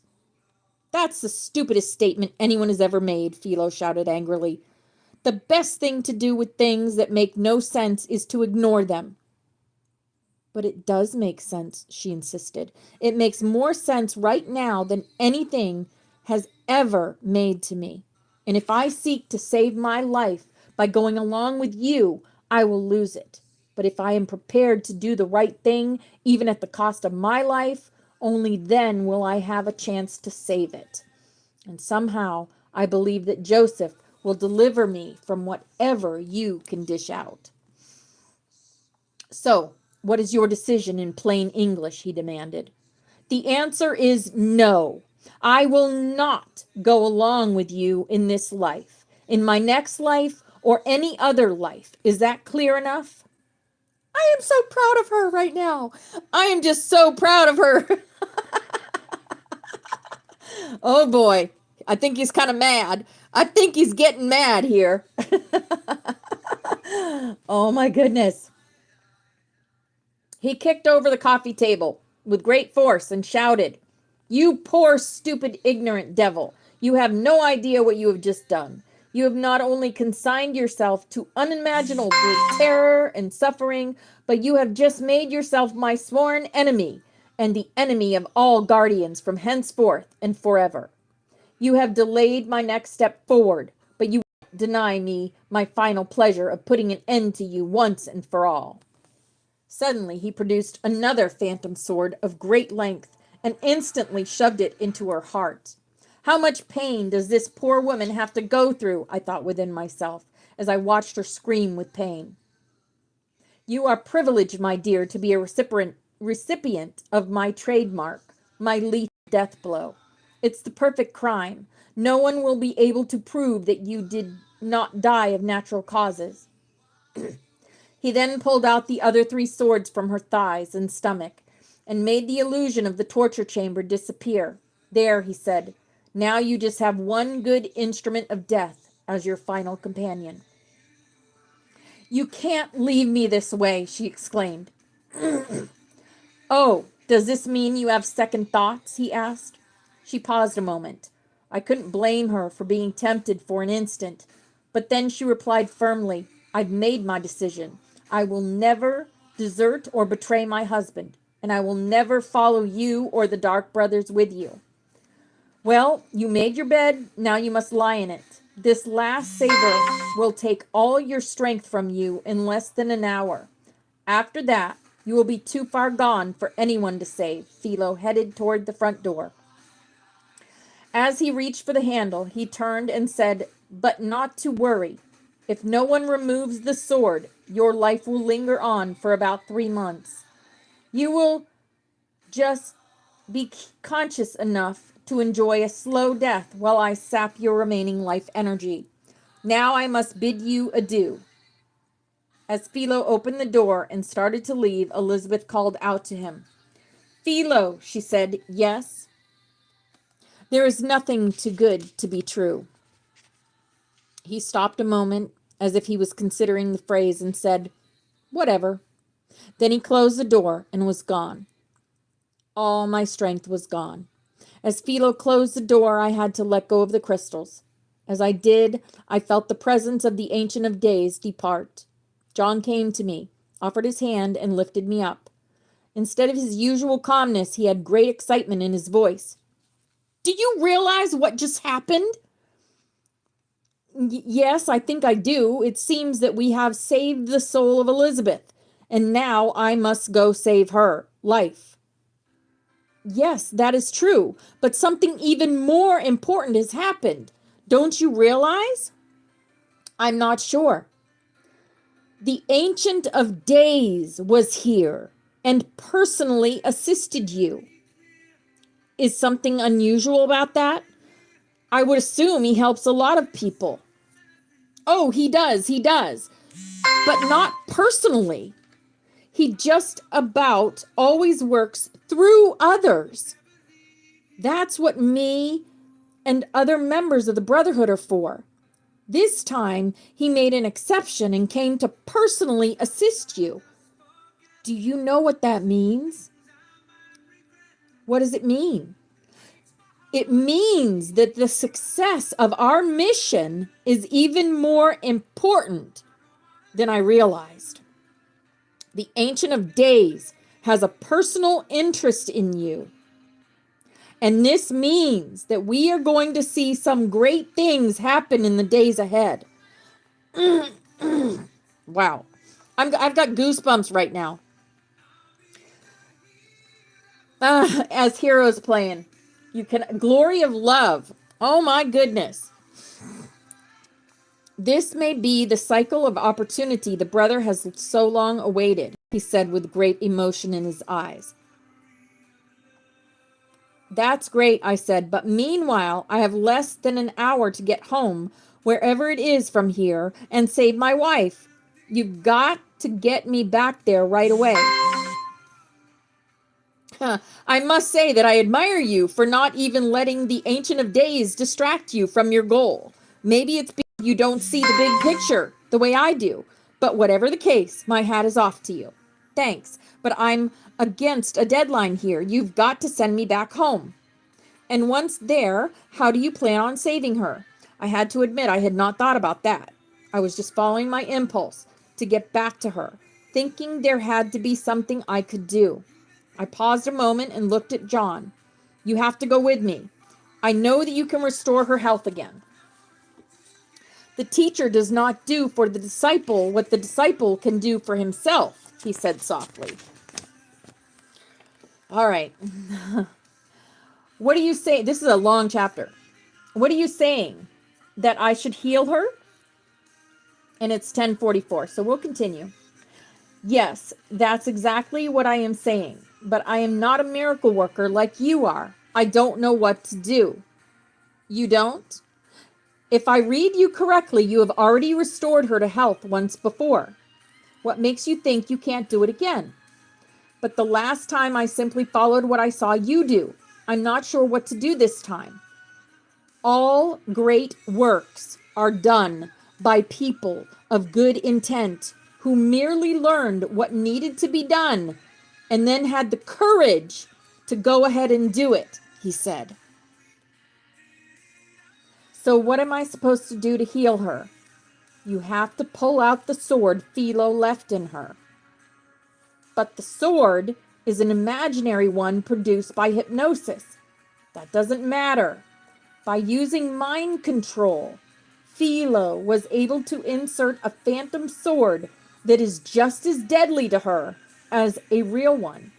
An important lesson for all healers to learn is that a thing imagined, yet sustained by the power of belief, is just as real as reality itself. I know this. I've known this for years. So I am just supposed to go up to her and pretend I am pulling something out? You will not be pretending. In the illusion she is experiencing, you will be doing something real. Well, I guess I will do whatever it will take. Just pulling out a sword does not seem to be enough, though. There is one more thing you must do. What is that? Before you withdraw the sword, you must tell her that I told you to do it. Why? Will that help with the healing? The key word here is authority, said John.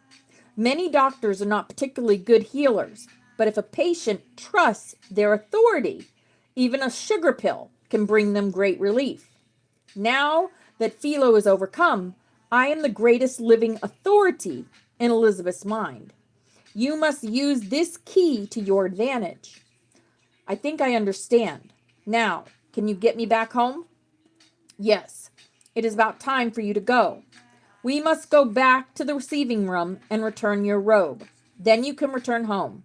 We rushed back to the receiving room, and I seemed to know exactly where my robe belonged and hung it up there.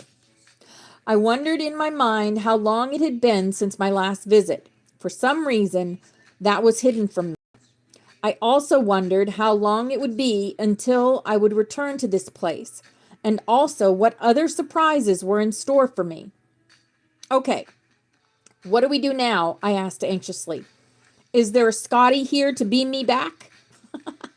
No, it is not like that, but it is a scientific process. I concentrate and draw from the knowledge and power of the masters above me and focus on your location. In order to transport someone besides myself, I must take advantage of a certain window, and one is approaching in about 10 minutes. 10 minutes? There isn't much time. Can't you send me now? Because of the nature of this location, we have to rely on windows of energy. My hands are tied until one arrives in about 10 minutes. We should be able to get you back in plenty of time to save Elizabeth, however. I hope so, I said. After all, she has gone through. I don't want to fail her now. I understand your concern, said John, putting his hand on my shoulder. We both waited in silence for a couple minutes. For some reason, I had reservations about the healing power of removing the phantom sword. Finally, I asked, what if I pull the sword out and nothing happens? Is there anything else I can do? That should be sufficient, said John. The only real danger would be if you did not arrive in time, and I have calculated that should be no problem. Being acutely aware of Murphy's Law prevailing in my life, I asked, but let us just say that by some fluke the pulling out of the sword was not enough. Then what? Every disciple must face a crisis like this several times in his life, said John. Hopefully, this is not one of those times, but just in case, let me offer you the words of the Master. With God, all things are possible. You have been a great example of this teaching, even here tonight.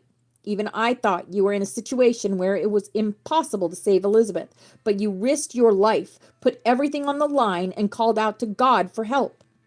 After you did all in your power, a brother came forward with more power and knowledge than yourself and helped you. Then a similar thing happened to Elizabeth. She did everything within her power to do the right thing and called out to God for help.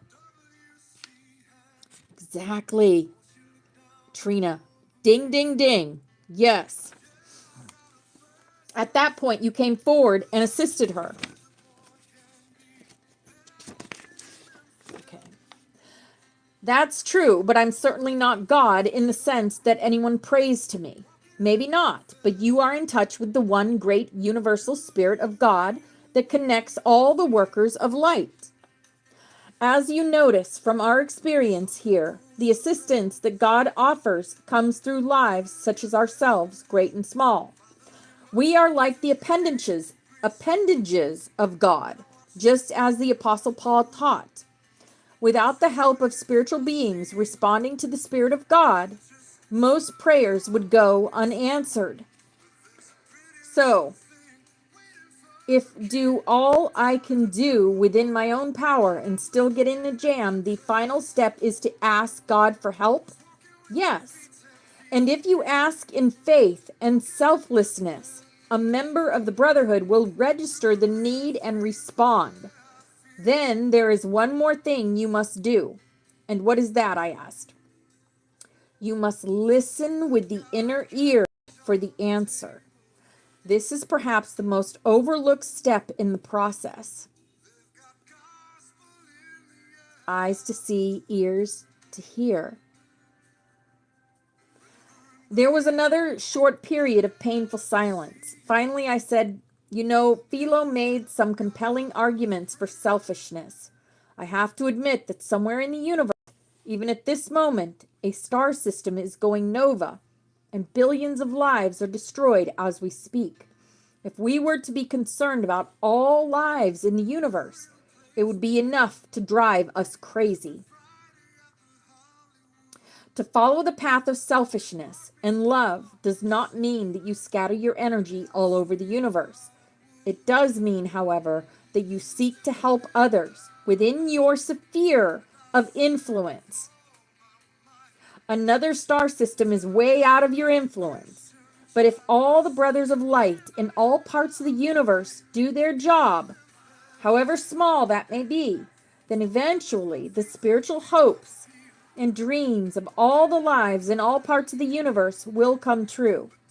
If everyone were selfish like Philo, no one would have their prayers answered, and the God of love would be rejected.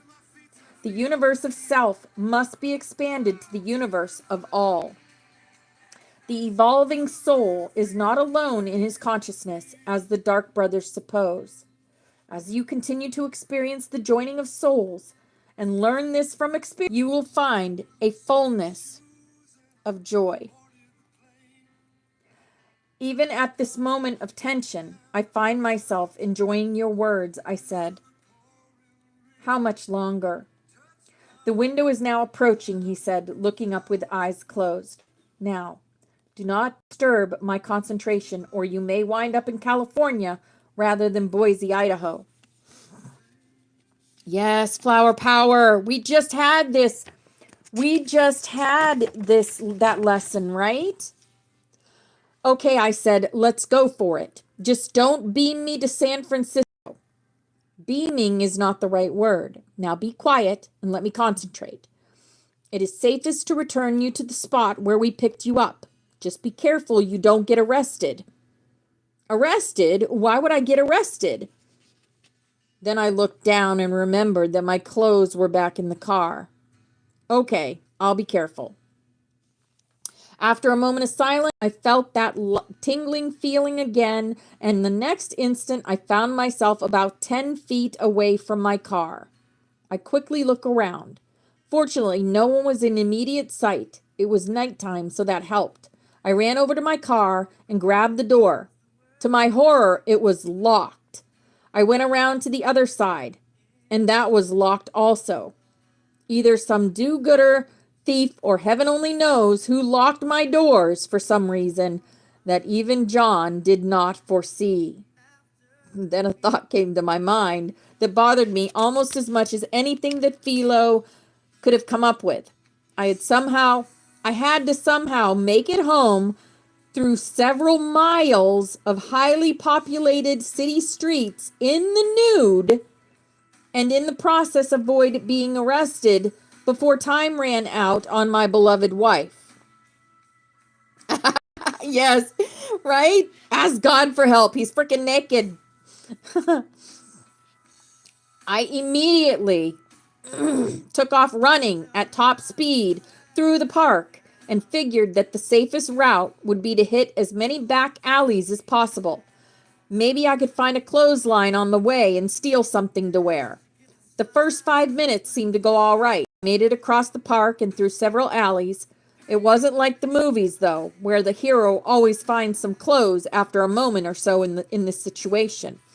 After this experience, I concluded that there is not a single outdoor clothesline in the whole city of Boise.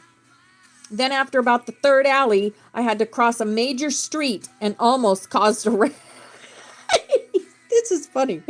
And almost caused a wreck. Can you imagine driving down the street and someone bare ass naked runs across the street? Oh my gosh, this is funny. This is funny. Okay, after this experience, I concluded that there is not a single outdoor clothesline. The next thing I became aware of was that I seemed to enter an area of the city with a high density of dogs. Oh my God, this is funny. Each alley I ran down seemed to have about 100 of them. Fortunately, up to this moment, they were all tied up or in dog runs. But then I encountered a loose one that started chasing me. So now there's a dog chasing him down the alleyways. I grabbed a stick and tried to fend him off, but it seemed to make the creature more determined than ever. He bit me twice on the leg before I finally got away from him. As if that were not bad enough, in the next alley, I stepped on a broken bottle and put a sizable gash on my foot. Oh my goodness. This slowed me down considerably. I hobbled along the best I could as I looked through several trash cans for something to put on my foot. The best I could come up with was several pieces of cardboard and a trash liner. As I was working to tie the cardboard on my foot with pieces of the plastic liner, oh shit, oh shit. As I was working to tie the cardboard on my foot with pieces of plastic liner, I heard a boy shout, "Dad, there's a naked man going through our through our trash." Oh my God, I can't. I can't do this. This is funny. "Dad, there's a naked man going through our trash." Then as soon as I heard, "Honey, get my gun." Oh shit. Oh my God, I can't.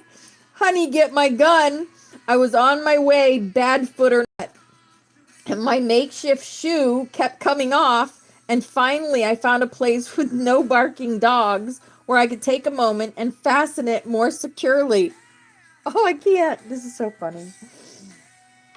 That helped a little, but now I had another major hurdle. I had to cross at least 3 blocks of high traffic area where there were no alleys. If this was what it was like to be an exhibitionist, no one has to worry about me becoming one. Nevertheless, I took a deep breath, hoped for the best, and ran down the sidewalk. I must have been quite a sight. There I was with a piece of cardboard tied on one foot and streaks of blood from a dog bite on my other leg. The first 3 or 4 people... Oh, shit. The first 3 or 4 people I passed seemed to be somewhat entertained by me. But as luck would have it, I bumped into some guy who looked like a football player with his date. He seemed to want to impress his...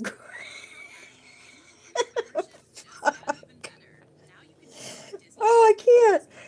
He seemed to want to impress his girlfriend by running me down and teaching me a lesson. As I turned around and saw that he was not far behind me, I ignored the pain in my foot and ran ahead at full speed and finally came to another alley and ran into it. I found some bushes and hid behind them. The guy was in hot pursuit, but seemed to not notice me as he walked by the bushes. Then, to my horror, some more dogs started barking, and he spotted me and jumped on me. At that time, I found myself in a life and death struggle with a much younger and probably stronger man. It was not my life that was at stake, but my wife's, and perhaps that gave me extra strength, for I had as much greater motivation to win than my opponent did. I freed myself of him for a moment, but then he tackled me again, and I found I had no choice but to deck him a good one. Fortunately, the blow stunned him for a moment, and this gave me the extra few seconds I needed to get away. I was getting close to home now and hoped I could make it the rest of the distance without incident. As I reached the end of the next alley, I saw 3 police cars whiz by with lights flashing. I hoped they were not looking for me, but feared they could be. Now, I had 3 blocks left to go. The good news was that there was not much traffic in those 3 blocks. But the bad news was that the alleys were in the wrong direction for me to use. I took another deep breath and headed up the hill toward our home. A car appeared out of the blue and drove by, stopped, and started backing up. I darted into another alley, even though it headed the wrong direction for me. After reaching the next street, I headed toward my house again, going around the block in the other direction. After I finally got there, I concluded it was too dangerous to try to enter through the front door. Besides, it may be locked and I had no key. I went to the back door and it was locked tight. I banged on the door and realized that Elizabeth was incapacitated and could not answer. I had only one choice, and that was to break in. I found a cement duct that we had on the patio and broke our den window with it and crawled through it as quickly as possible. I ran into the living room and found Elizabeth barely conscious on the floor. "My sweetheart, can you hear me?" She looked at me with tired eyes. "My dear husband, I knew you would come. My faith in you was never broken. Oh, I feel so weak, so tired. I think you may lose me. Maybe we can be together in a future life. We'll be together in this one. Now look at me, I demanded, holding up her head. I'm too tired to go on, she sighed. No, you aren't. I put too much investment in you to lose you now. Now open your eyes. After a pause, she managed to force them open. I looked deeply into them and said, Sweetheart, I am going to pull the sword out of your heart, and then your strength will return, and everything will be okay. Do you hear me? Yes. How did you know about the sword? It's a long story, but I know all about it. You've got to get Philo to pull it. You've got to get Philo to pull it out. I don't know if you can do it. Listen to me very carefully. John knows all about the sword, and he sent me back to pull it out so you can be well again. John sent you? She asked hopefully. Yes, John sent me and gave me instructions to pull the sword out. If John told you, then you must have the power to pull it out. Yes, I do have the power to pull it out. I am going to pull the sword out now, and you will be restored to health. Just tell me when you are ready. Are you ready? Are you sure this will work? Yes, I am sure. John hasn't been wrong yet, has he? No, I guess he hasn't. It's just that I feel so weak. I hope you are not too late. She paused a moment and said courageously, Okay, go ahead. Pull the damn thing out. I couldn't see the sword the way I could from the crystal, but I did remember the approximate location and placed my hand there as if I were grabbing the handle and said, There, are you ready for me to pull it out? Get a good grip and do it in one pull. I did my best to imagine that I was pulling out a real sword. I acted like it was in so deep that it took a major effort on my part to yank it out, but finally got the job done with an Academy Award performance. There, I've got it. Yes, I think you have. I felt it leave. The pain and discomfort is leaving, but my strength is gone. I think you may be too late. Hold me, my darling. At least I will die in peace. Elizabeth, you must stay with me.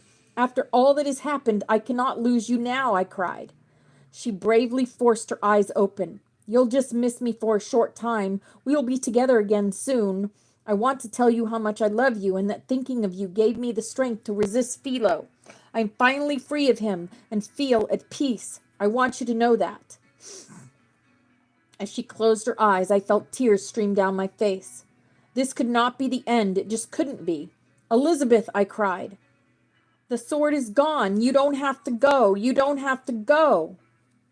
I held her lifeless body for a moment before I realized that she was indeed gone.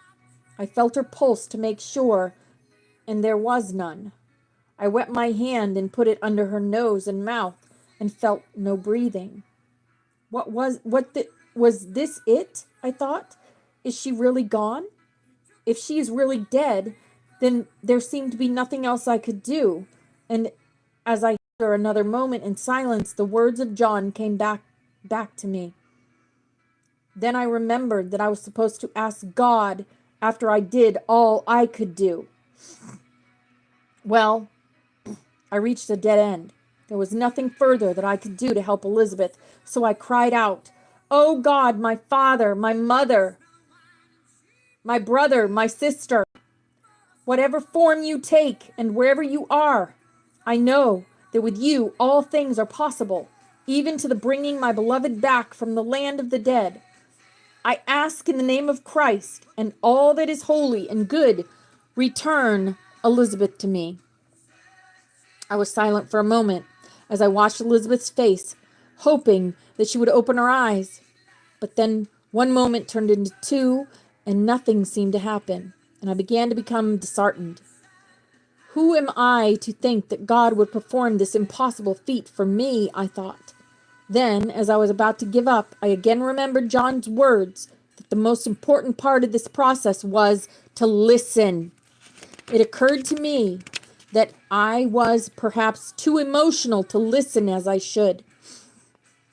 So I calmed myself down, held Elizabeth tight, and tuned into my inner self. At first, nothing happened, but then after a period of time, a thought came to my mind with great force. The thought went something like this: speak aloud the name of God, and the power, glory, and life thereof will be manifest. I pondered about this thought with great perplexity. John had taught me that the words of God to Moses revealed that he had no name. Instead, he merely told Moses that I am becoming that which I decide to become. If he has no name as we know it, then how am I to speak it? After another moment's contemplation, I decided to ask for more knowledge. I cried out again, what name am I to speak? Again, nothing came, and I had to force myself to listen. After a short reflection, the phrase from the Gospel of John came to me. In the beginning was the Word, and the Word was with God, and the Word was God. Speak the Word. But how can I speak the Word? Listen, universe is playing. Don't stop believing. But how can I speak the Word when I am not sure what the Word is? I thought to myself. I was aware that standard theology interprets the Word as Christ, but somehow I felt that this was not the Word I was guided toward. Another period of silence passed, and another impression came. Remember the chairs, the chairs, the chairs. Yes, in Shambhala, I was told to sit, and there seemed to be no chair upon which to sit, but when I trusted, there was an invisible chair to hold me. Did this mean I was to attempt to speak the name of God or some mysterious word, and the word would just come or be there? I concluded that this was the direction I must take. I laid Elizabeth on the couch, held her hand, and prayed within my heart. Please, God, let me say the right word. Then I looked at her lifeless yet beautiful and angelic face and opened my mouth, and a strange sound came out. I knew intuitively that it was the wrong sound, but I was on the right path, and I attempted to say the word again. This time, I felt better. Oh my God, I believe I can fly is the next song coming up. Believing is seeing. Believing is seeing. This time it felt better, but still wrong. So I tried a third time. Suddenly I felt within every fiber of my being that I had the correct word. The word reverberated within my soul and seemed so familiar that I wondered why every living thing in the universe did not sing it out. I looked at Elizabeth and repeated the word, fully expecting her to rise, but nothing seemed to happen again. I began to feel sorry for myself when I shook myself and realized that maybe there was one more thing that I needed to listen for. I asked, what final thing must I do? Again, the answer came. As you say the word, see the word, creating life, bringing glory to God. My heart took courage, and I again grabbed Elizabeth's hand and visualized her life returning as I said the word.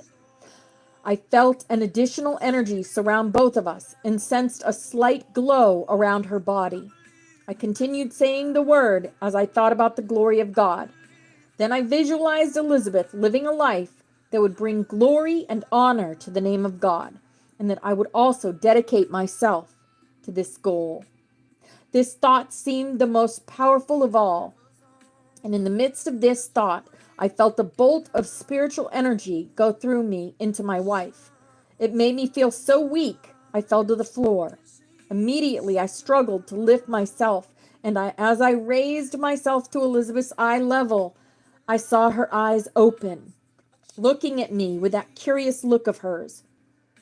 Am I in some dream, or are you naked as a jaybird? I laughed with nervous joy. Yes, I guess I am. It's a long story. This better be good, she said, lifting herself up, smiling, showing off that mysterious inner glow that I have always loved. And look at you, you're hurt.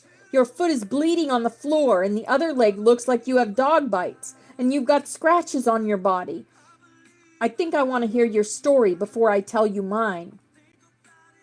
Do you realize what just happened? I exclaimed.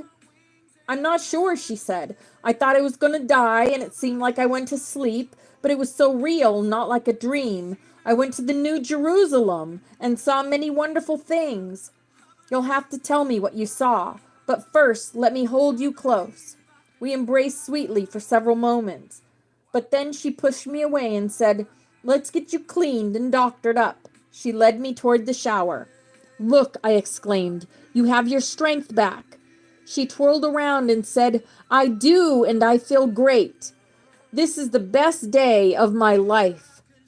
"And this is the best day of my life," I affirmed, as I headed toward the shower, looking forward to being cared for by the one love of my life.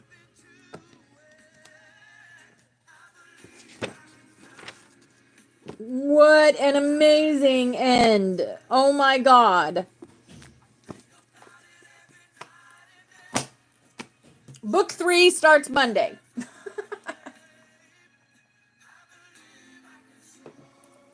And it's 11:13. Yes, she did. She had an NDE. She went to the New Jerusalem.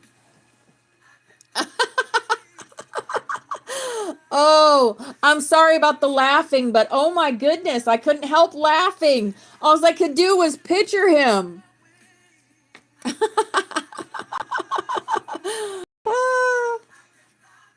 So funny.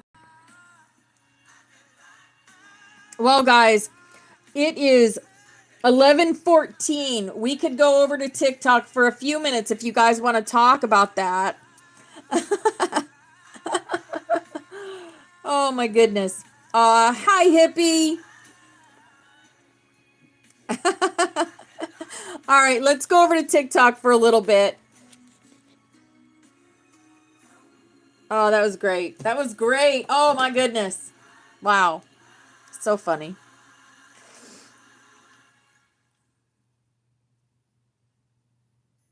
No, really? Oh, I want to hear that story, Mark. You live that? Oh my goodness. We got to hear Mark's story. Oh, that was funny. Wow. Uh, just so much confirmation about how powerful we are, right? So much confirmation.